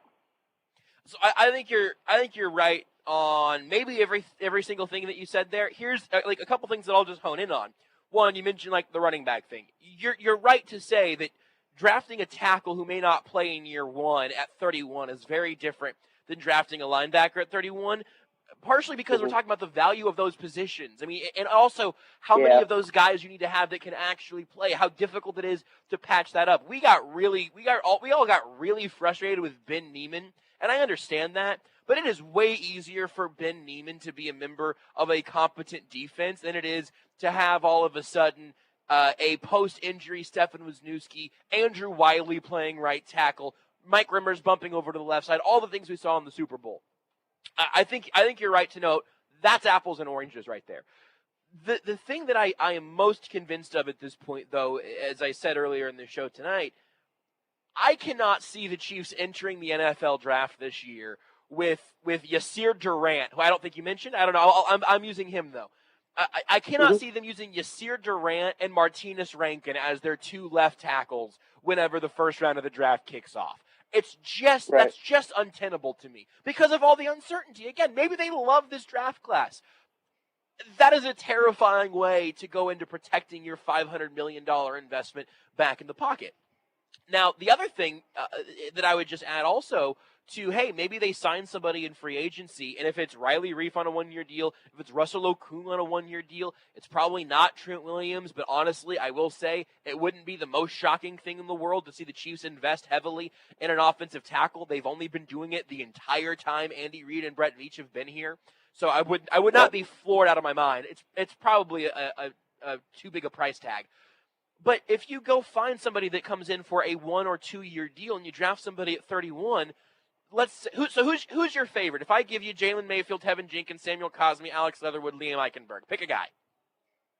I'll say Eichenberg. Really? Yeah. Okay, he's popped up a lot in the mock drafts, but I didn't know he was your number 1 of that group. All right, so let's say let's say, and Liam Eichenberg, let's say he's there at 31, right? They draft Liam Eichenberg at 31. They have Lucas Niang at right tackle, and they have, I'll let you give me the free agent you think makes the most sense in a second, but they have the veteran free agent who's definitely starting left tackle day one. You can have Eichenberg and Niang compete at right tackle, and one of those dudes is all of a sudden an incredibly cheap cap value for a swing tackle. Maybe you don't have to worry about bringing back Mike Rimmers. You feel confident enough to let him walk, fine. And then after next year, that veteran moves on, and then you hope that one of those two dudes, one of the two young guys can play left. You hope the other one who played right maybe just stays there, and you now have incredible value bookending your offensive line at a position that can get very, very expensive whenever you have great talent there. That is a plan, period. That might be the end of the sentence. That is a plan, and it is a good plan. It is a plan that works, that makes sense for the long term. But that's also a way of doing it that's hedging your bets in some way where you're not just putting out a couple of dudes with 0 NFL snaps at each side of the offensive line around Mahomes. So I think that makes a lot of sense. On the free agent side, though, whenever you say, hey, I think a free agent one of these spots makes a lot of sense, is there a guy, would you advocate for break the bank for Trent Williams, make the move and figure out the math later? Do you like any of those guys in that kind of depth range where you're in the Alejandro Villanueva, Russell Okung, Riley Reif, the other Darrell Williams, that sort of range, or is there somebody else even farther off the radar? The thing that I'm a little weary about when it comes to Trent Williams is obviously he's a phenomenal tackle, one of the best in the game, but his age, I think he's like 35. So he's 32.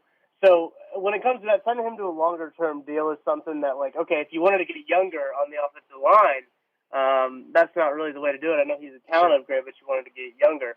But if it's a shorter-term deal, I think Trent Williams is an absolute home run pick. I like Alejandro Villanueva, too. I think that he's a good one. Russell Okung, another good one that the Chiefs could go after. Look, and this class is full. I mean, even in the free agency and the NFL draft, tons, absolutely full of solid starters, I think, that you can come in and start day one for this team. And I think this is a good year for the Chiefs to completely scrap their whole offensive line. Essentially, I think next year they could have a completely new lineup. It could be 100% new starters. Allegretti could move to center. I know that's been talked about. We haven't even talked about Austin Ryder yet, really, and the ramifications of that. So I mean, it's one of those things where why I like Eichenberg so much is I think he's so consistent. I think he projects like an Eric Fisher type where you know what you're going to get. He might not completely dominate the edge rushers that are elite and at the top of the charts, but he's going to be good no matter what. He's going to be solid. He's going to be consistent. You know what you're going to get. He kind of has the same career trajectory. That was hard for me to say. He has the same career trajectory as Eric Fisher kind of does, of being, okay, I can see a little learning curve happening, but once he actually gets the hang of the offense, I can see him being a very solid NFL starter for like 10 years. I think he can hang around in the league a whole lot. I mean, there's a lot of guys in this draft. Like, Eichenberg is the one that I like right now. I kind of go back and forth between all of them, right? I mean, Cosme's a stud. I think he'll be gone too early. Mayfield, I think he'll be gone before. Tevin Jenkins, honestly, I think is going to be gone before, and I really like Tevin Jenkins. So there's a ton of guys there, and I think it's almost inevitable, because every time we run our mock drafts, that there's a guy that we think that's not going to be there that's there, right? Because there's so many good tackles, it seems like one of them will fall down to 31. One of them is going to fall there, whether it's Elijah Vera Tucker, whether it's Samuel Cosme, whether it is Mayfield. One of them is going to be there, I think. And it's going to be interesting. I know we've had a lot of conversations of Chiefs trade up, trade down now that because of the situation, but I think that the tackle situation, I really like what you said about maybe signing somebody like a Villanueva, like a Williams, and having him come and play left guard, and then having the rookies essentially with Niang kind of battle it out for that right tackle. The guard's still going to be a position that needs to be filled, but I think that they can figure that out a lot better than tackle. Yeah, I think you're right. Because here's the thing: if Osemele is healthy, I feel like that's a pretty easy move. If LDT does return to football, that's another guy that you have that you believe is an NFL starter. Obviously, they're paying him like one, and his contract is pretty much locked in for this year. Plus, you have your Nick Allegretti, your likely return of Andrew Wiley still, I think it seems, but, still TBD, I suppose. Yeah. The guard spot also, tell you what, if Lucas Niang doesn't win the right tackle spot against whoever they draft, he is one of your starting guards in all likelihood as opposed to being the swing tackle. You bring back Mike Rimmers, he can play at least 3 spots, at least left guard, right tackle. But with all of that being said, you mentioned you haven't really talked about Austin Ryder yet. That one surprised me. That news surprised me, not because Austin Ryder is the game's best center, but because it's just another hole to fill. But if you're really feeling good about the class of offensive linemen here, it's another place where if you can get value in that spot, it's excellent. It's also a couple of guys in the free agent class whose names have popped up pretty frequently that I would feel all right about. What is your best feel for the center position at this point then? Yeah, when that news hit, I think I tweeted out a lot of things are running through my head at this moment because that was something that I was kind of confused about. We talked about it a lot on Roughing the Kicker, that we just kind of expected Ryder to be back because of his rapport with Patrick Mahomes. And you give him decent guards, he's not going to be as bad as he looks, I guess I should say. He didn't really allow a sack at all. I think he didn't allow a sack this season, but I could be wrong on that. I know at least. No, I think that's right. So yeah. I mean, he's not bad. I know a lot of people like to hate on Austin Ryder. The thing is, he's just like not incredibly good, right? He's not like a standout player, but he does what he's supposed to do.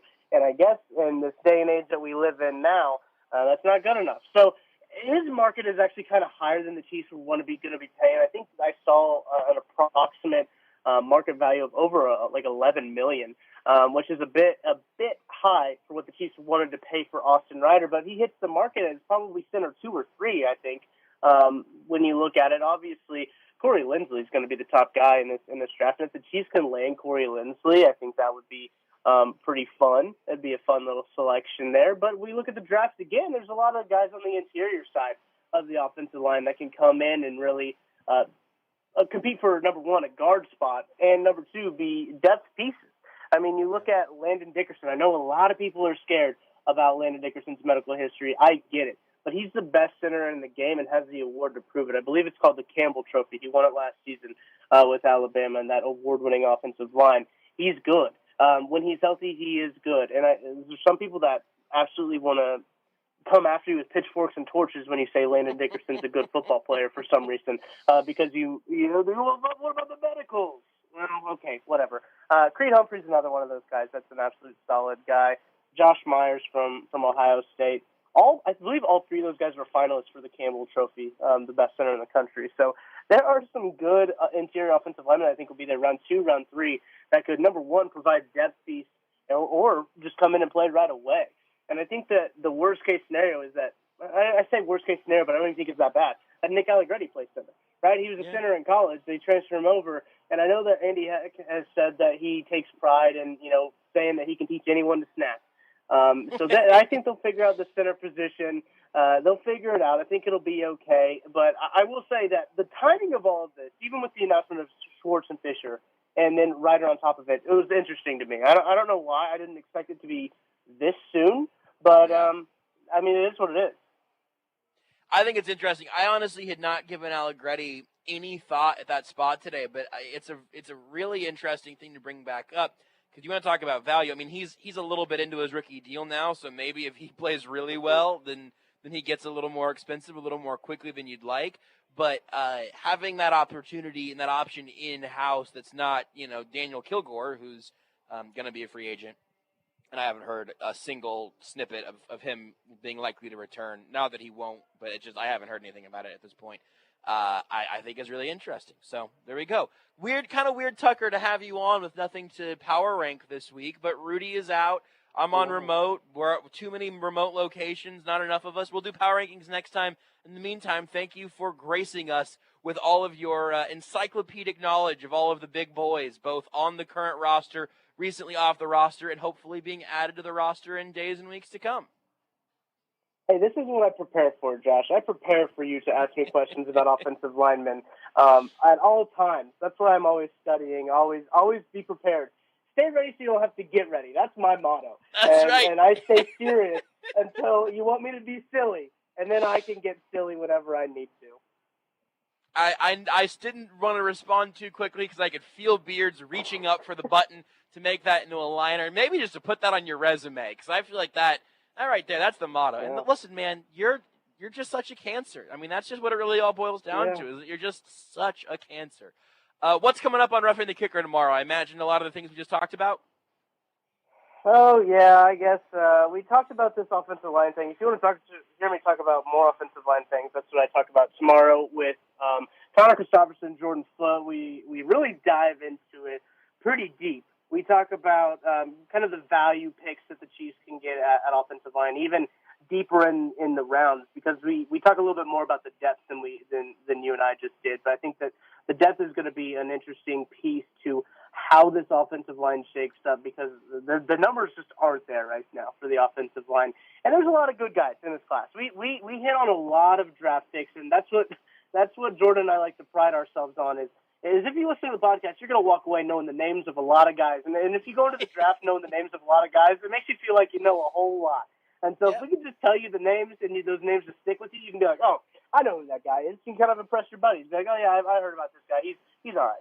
And so that's our goal, to make you a smarter football fan, and it's all for free. That's a great point. Hey, guys, it's all for free. You can just go listen to it. Pretty good sales job there. Thank you again, Tucker, for joining us. Go, you know what? Just go sleep. Go into your cocoon or coffin or whatever, and get some shut-eye. It's been a long day. Yeah, as soon as I actually get off this call here, I'm going to publish a YouTube video and then maybe go to sleep. I don't know. We'll see. But I learned from the best, Josh. I appreciate it. The grind never stops, ever, even whenever you desperately need it to just get like a power nap in. That's my motto. Tucker D. Franklin, in fact. The D stands for, what did we just decide? What was it? Beards, were you listening? What did the D stand for earlier? We had a new thing that the D stood for. I don't remember. Tucker, you're still on the line? What do the D stand for? Discs! Tucker Discs Franklin. You can follow him on Twitter at Tucker D. Franklin. Listen to the Roughing the Kicker Chiefs podcast every day. He and other members of the Arrowhead Report crew do an incredible job dropping a pod every single morning at the crack of dawn. It'll make you smarter, and it's all for free.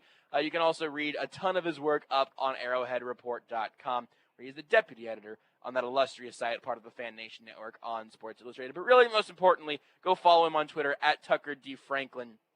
It'll help his ego. And right now, that's what Tucker needs more than anything else.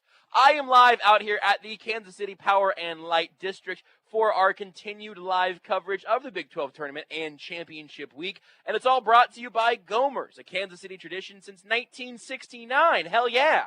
Voted. That part I added. You could have just said nice, I guess, Josh. Whatever. Fine. You know, I wanted to say hell yeah. The Kansas City tradition since 1969. Beards. Hell yeah. Voted best liquor store in Kansas City. Nobody knows more about fine wine, spirits, and craft beer than Gomers. We'll take a break. Whenever we come back, probably more Chiefs offensive line talk, for being honest, next year on Almost Entirely Sports. Did you know you can listen to Almost Entirely Sports anywhere, anytime? Well, you can. Just search for Almost Entirely Sports wherever you get your podcasts. Right now, it's more important than ever to support local businesses. And 23rd Street Brewery in Lawrence is open and ready to take care of you. Make 23rd Street Brewery part of your KU game day experience, whether you watch the game there or grab curbside pickup for your tailgates or watch parties. But not just game days. 23rd Street Brewery is great any day of the week, and when the weather's nice, you can take advantage of their heaters on the patio. 23rd Street Brewery is open daily from 11:30 to 9 for dine-in, carry-out, curbside pickup, and can even help with your catering needs. So support local and visit a Lawrence favorite, 23rd Street Brewery. Whether you're celebrating a birthday, an anniversary, a new baby, or just because, a gift of fine jewelry from Shane Company will make any moment more special and memorable. With the largest selection of styles in every price range, finding a meaningful gift will be easy.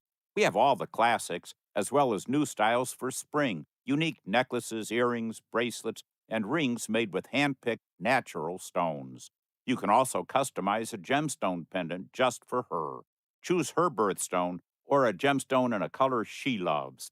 We have vibrant rubies, sapphires in over a dozen colors, and a range of popular gemstones, always natural and ethically sourced. With our superior craftsmanship, your gift will be made with heirloom quality that's guaranteed for life. Best of all, it'll remind her of you.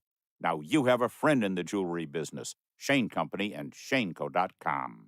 Hi, I'm Fred Ramsey. And I'm Mark Tobin. Hey, folks, if you're not busy Saturday mornings from 6 to 7 a.m., Well, I hope you'll join us for the Midwest Outdoors, brought to you by Reed Chevrolet, St. Joe. Join us and our expert guests, and we'll be talking about hunting and fishing, dog training. We'll give you tips, pass along stories, and most important, share some laughs along the way. That's right, we cover it all, from crappie to waterfowl, and we'll tell you how to cook it too. The Midwest Outdoors, brought to you by Reed Chevrolet, Saturday morning, 6 a.m. to 7 a.m., right here on Sports Radio 810 WHB. If you drive a car, truck, SUV, or vehicle of any kind, you need Get Upside, the free gas app that pays you cash back for every gallon of gas you buy. That's right. With the free Get Upside gas app, you can get up to 25 cents a gallon cash back every time you buy gas. Nearly 3 million people have earned cash back with Get Upside just for buying gas. I always use Get Upside. Some months I make $200 to $300. I love getting money back for things I use every day. It's just free money for buying gas. There's no catch. It's simple. And you get your cash back right away. Download the free Get Upside app now in the App Store or Google Play to save up to 25 cents a gallon when you buy gas. Use promo code OIL for a 50-cent per gallon bonus on your first tank. That's up to 75 cents a gallon on your next fill-up. You can cash out anytime to PayPal or an e-gift card for Amazon and other brands. Earn cash back on gas on every fill-up. Just download the free Get Upside app and use promo code OIL for a 50-cent per gallon bonus on your first tank. That's code OIL. Hey, Kansas City, spring training isn't just for baseball players. You can lose those pandemic pounds and get into shape before the warmer weather hits, since it only takes 40 days to lose a contractually guaranteed 20 to 40 plus pounds with NJ Diet. NJ Diet's program starts with bioenergetically personalized supplements based on your hair, saliva, and blood work. Then, NJ Diet uses DNA testing to create your ideal diet and workout regimen to help you keep it off. Don't want to do it alone? NJ Diet is with you every step of the way. You'll be fully monitored by their certified staff to make sure you're burning fat and not just losing water. You'll also get the doctor's personal email and phone number. NJ Diet offers live online video consultations, and they have a location right off 435, off the corner of College and Metcalf. Call 855-5NJ-DIET. That's 855-5NJ-DIET. Or go to njdiet.com and lose the weight for good. That's njdiet.com. This live coverage of the Big 12 Tournament and Championship Week is brought to you by Creative Planning, CBD American Shaman, 23rd Street Brewery, and Gomer's. This is Almost Entirely Sports with Joshua Brisco. You said you've been bottling up your feelings for last week. I've been bottling up my feelings since freshman year of high school, so I feel like you've got some ground to make up still. On Sports Radio 810, WHB.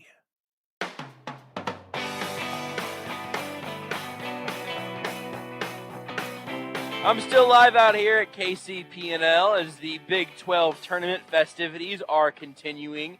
KU beat Oklahoma earlier today in a game that ended up going a little bit all over the place. Also, I don't know how this game ended, but I see that Texas beat Texas Tech by a point just a little bit ago. I imagine that went final while you were talking to Tucker. I see people walking out of the T-Mobile Center right now. Beards, do you happen to have that on TV or anything? No, I have NBA stuff on currently. Shocking. I can look and see what happened, though. Well, I mean, I know Texas won by one. I'll look over at Twitter. I just wanted to give an update. But there you go. There's the final score at the very least. Also, it still says Sprint Center on the Google little thing with the scores and whatnot.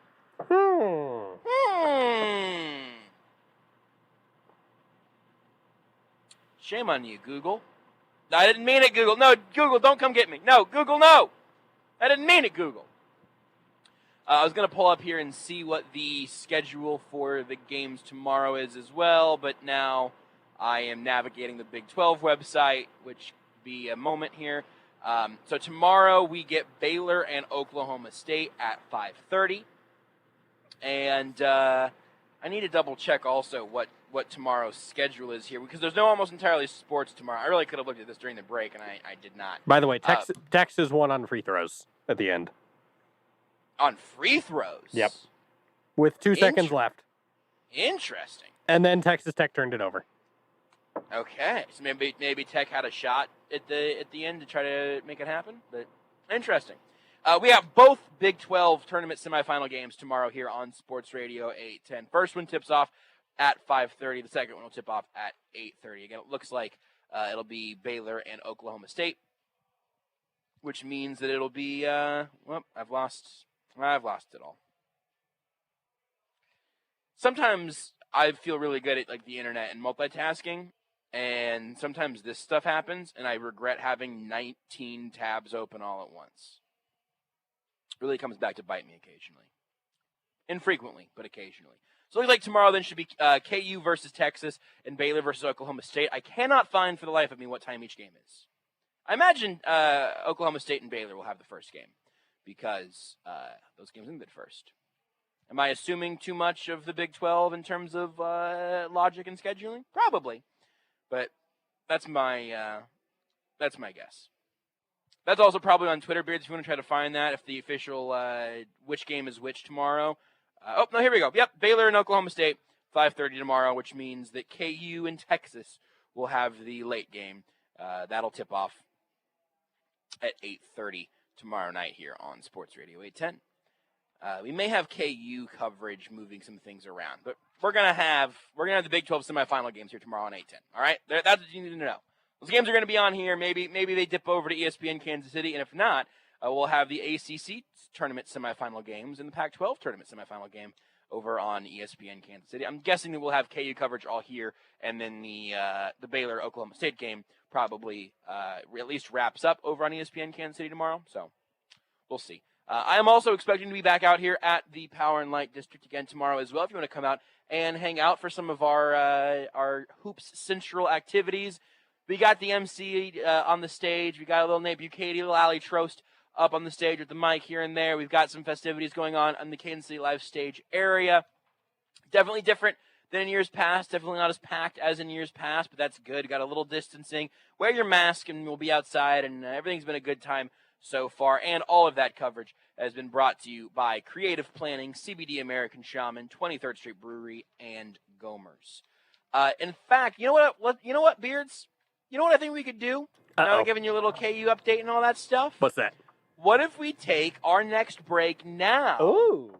And then whenever we come back, I'll actually have enough time in the last segment of tonight's show to get into a couple more things about the Chiefs' offensive line, a few more things from all the news of the day, and maybe reflect on some more things that Tucker mentioned. How does that sound to you?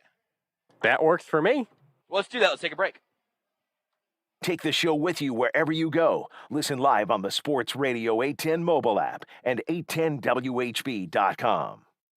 Hey guys, Corey Anderson. On Friday, I'm going to be checking out the Kansas Open Season Sportsman's Expo. It's going on all weekend long at the Overland Park Convention Center. The Kansas Open Season Sportsman's Expo will be filled with the latest products, gear, and equipment for hunting, fishing, and outdoor enthusiasts. Attendees can meet industry insiders and celebrities, test out the newest products, shop for special show deals, and bring your deer to have it scored in their trophy deer contest. For more information or to purchase tickets, visit OpenSeasonSportsman'sExpo.com. Premier Mazda of Kansas City, where you can save thousands on new 2021 Mazdas. All new 2021 Mazda 6 Touring, just $269 a month. Mazda CX-5 Touring for just $289, and the Mazda CX-9 Grand Touring just $389 a month. The deals don't stop there. Get the 2021 Mazda CX-30 Premium Package for just $249 a month and as low as 0% APR for up to 48 months. Come to the #1 Mazda dealer in KC, Premier Mazda of Kansas City, home of the Premier Promise. Right past State Line and 135th or at PremierMazdaKC.com. See dealer for details. Easton Roofing. Estimates are always free and suggestions are built on integrity. Let Easton Roofing educate you about every possible roofing solution for your home or business. And right now, mention 810 and get 10% off, up to $500 on a re-roof, roof repairs, attic insulation, or gutters. That's right, mention 810 and save 10% up to $500. Go to EastonRoofing.com for more details. Easton Roofing, getting you back to life faster. Estimate has to be written and signed between now and March 18th. This is not an offer or inducement to pay part or all of any insurance deductible. This Sunday, tune in to hear the brackets revealed first, right here on Sports Radio 810 WHB. This is Joshua Brisco, and Sunday at 4:30, Bushnell and Family Leisure present our Selection Sunday Special on Sports Radio 810 WHB. We'll bring you matchups and seedings from all 4 regions of the bracket and take a special look at all the local schools to tell you where they're headed and who they'll face. It's the Selection Sunday Special presented by Bushnell and Family Leisure on your home for March Madness, the Final Four, and National Championship, Sports Radio 810 WHB. Small business owners don't have the patience for nonsense, especially when it comes to their internet provider. They want the best services for the best price. Simply put, that's Spectrum Business. They give you great value, zero nonsense. Just call 833-919-2121. You'll get fast, reliable internet and phone with no contracts and no hidden fees, all for a price that could cut your bill in half. Spectrum Business. Call today, 833-919-2121. Rick Edelman, award-winning radio host and founder of Edelman Financial Engines, takes questions on his radio show. Let's hear his answer on long-term care. Hi, Rick. I'm worried about the cost of long-term care. Should I get insurance? You're smart to ask, because 1 in 2 Americans over 65 will need long-term care. But do you need the insurance? It depends on your financial situation. If you're rich, you don't need insurance because you can afford the costs. If you're poor, Medicaid will pay for your care.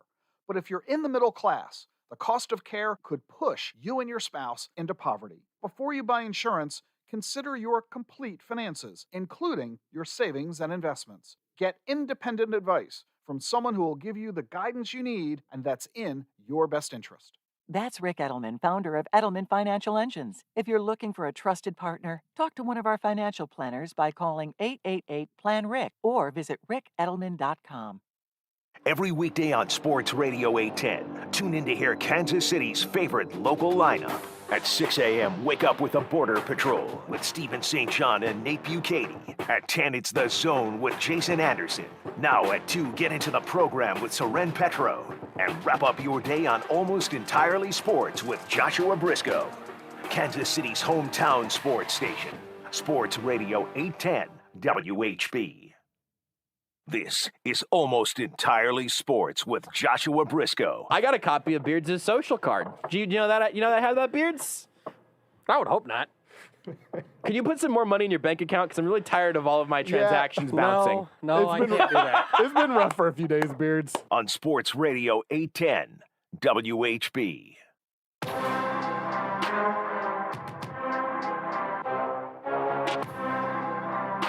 Last segment of the show, live here from KCP&L across from the T-Mobile Center. The matchups for tomorrow are set. Oklahoma State Baylor at 5:30, KU versus Texas at 8:30. You can definitely hear KU Texas here tomorrow night on Sports Radio 810, which means this is our last show of the week. I will have a special show on Sunday, a little Selection Sunday show, Sunday afternoon and evening. A real long one. We're going, I think, 4.5 hours talking about all the bracketology and everything as it comes through. So that should be a lot of fun. Beards, you're in for that, right? Officially? Yep. You're going to be stuck with me. No, listen. We're going to be in very much like a Chiefs post-game kind of mode, I think. So I'm glad to have you, and it's not just because I'm a Capricorn. That's got to be confusing to people who missed the beginning of the show, huh? But, that's for the best sometimes. Thanks again to Tucker Franklin for joining us at the beginning of this hour. Please do follow him on Twitter at Tucker D. Franklin. Check out the Roughing the Kicker Chiefs podcast. He's been doing an excellent job with those and is a very, very good Twitter follow, especially whenever we really dig in on some of the offensive line talk, as we did with him at the top of the hour. And if you're listening live but you missed some of that, you can get all Almost Entirely Sports wherever you get your podcasts. Just search for Almost Entirely Sports or go to aes.show. That'll get you there as well. A few things there that I kind of wanted to circle back on, some stuff that Tucker mentioned and some things that we talked about back in the first hour is obviously the huge news of the day. The Chiefs releasing Eric Fisher and Mitchell Schwartz pretty much at the same moment. Just the reports trickled out moments apart from each other. And as of right now, they are going into this upcoming season with tremendous uncertainty at their tackle positions. I do have to believe at this point that there is some confidence or at least some hope, some pretty good feelings about Lucas Niang, but I also don't think that hope is nearly enough at this point in terms of what you're happy expecting and asking for from your guys that are going to be protecting Patrick Mahomes. Tucker mentioned some of the depth stuff and said that it came up more in depth on tomorrow's episode of Roughing the Kicker.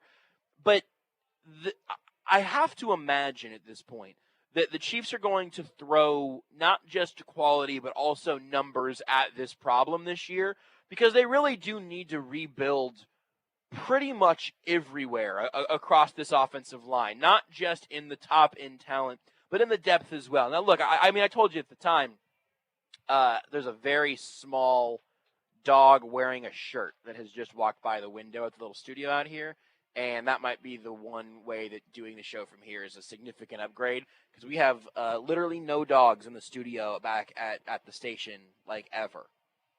I mean, we have a wiener dog. You know what? That's true. We actually have 2 stuffed dogs. This one's alive. That's also true.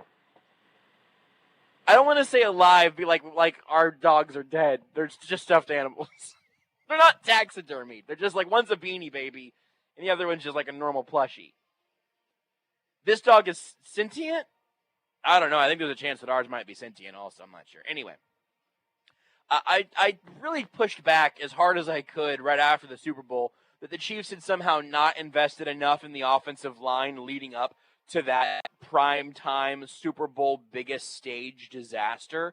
To the point that, that was so disastrous that today most of the tweets from national folks talking about the Chiefs' offensive line were like jokes about how they saw the Super Bowl and decided they wanted more of that this year, which obviously is not going to be the case. They're going to address it often this offseason. But I pushed back as hard as humanly possible against the idea that the Chiefs somehow neglected the offensive line over the course of the last couple of years, and that's simply untrue. They were paying Eric Fisher and Mitch Schwartz. They paid LDT. He opted out. They brought in Kletchio. Similarly, he played really well, then he got hurt. Schwartz and Fisher both hurt before the Super Bowl, obviously. Nick Allegretti was the draft pick who played well. Andrew Wiley just isn't a tackle at this point. Mike Rimmers, they paid to have a veteran swing tackle who played really well at right tackle in Mitch Schwartz's stead last year, and he just wasn't able to hold up at left tackle. I don't think any of that was nearly as complicated or as much of like a misstep as a lot of people made it seem.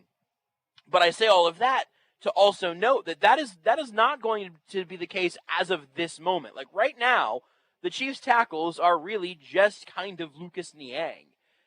At center, if they had to play a game right now, as Tucker mentioned, you probably have to move Nick Allegretti to the middle.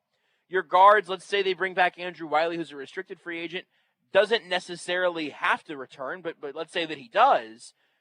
You've got him, and now you've moved Allegretti to center, and so your guard would be Assembly's a free agent, Wisniewski's a free agent, Lucas Niang, I've got it right tackle right now. Your left tackle is Martinez Rankin or Yasir Durant. Maybe you could put the other guy at guard. I'm having a hard time putting together an offensive line of currently employed members of the Kansas City Chiefs. And it's not like I've got a few starters and then just not much depth. I mean, we are reaching to just find dudes that are, again, like currently under contract. So seeing where that leads for this offseason is going to be fascinating. The one other thing, though, and Tucker was very optimistic about the guys that will be there in that late 30s, kind of early 40s draft board range, where the Chiefs are obviously picking at 31 as of right now. I'm not discounting Tucker's optimism at all. In fact, I am heartened by it. But what I do want to remind everyone of is, I mean, no one is really a sure thing, right?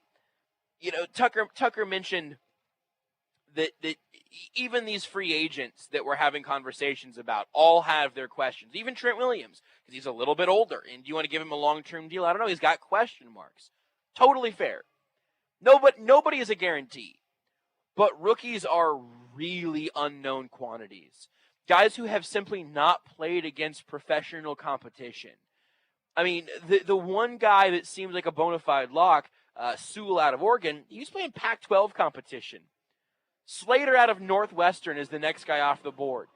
Even if you think, with Alex Leatherwood for him, him being in Alabama and being a high second round, kind of low first round potential target. Nobody anywhere is a guarantee. The Chiefs drafting a tackle at the end of the first round does not guarantee that he is the left tackle of the future. And there's no guarantee that the guy that you like is going to be there at 31. So with all of that working together, it continues to me to point into a likelihood that the Chiefs end up adding to their left tackle position or to the tackle spot with a free agent, with Lucas Niang, and then with draft picks as well. It's going to be fascinating to see where they go from here. This is our last Almost Entirely Sports of the week, as I mentioned previously. We'll be back early next week as well. Obviously, a lot of college basketball happening here on Sports Radio 810. We'll talk to you again whenever we talk to you next. Until then, bye, Mom.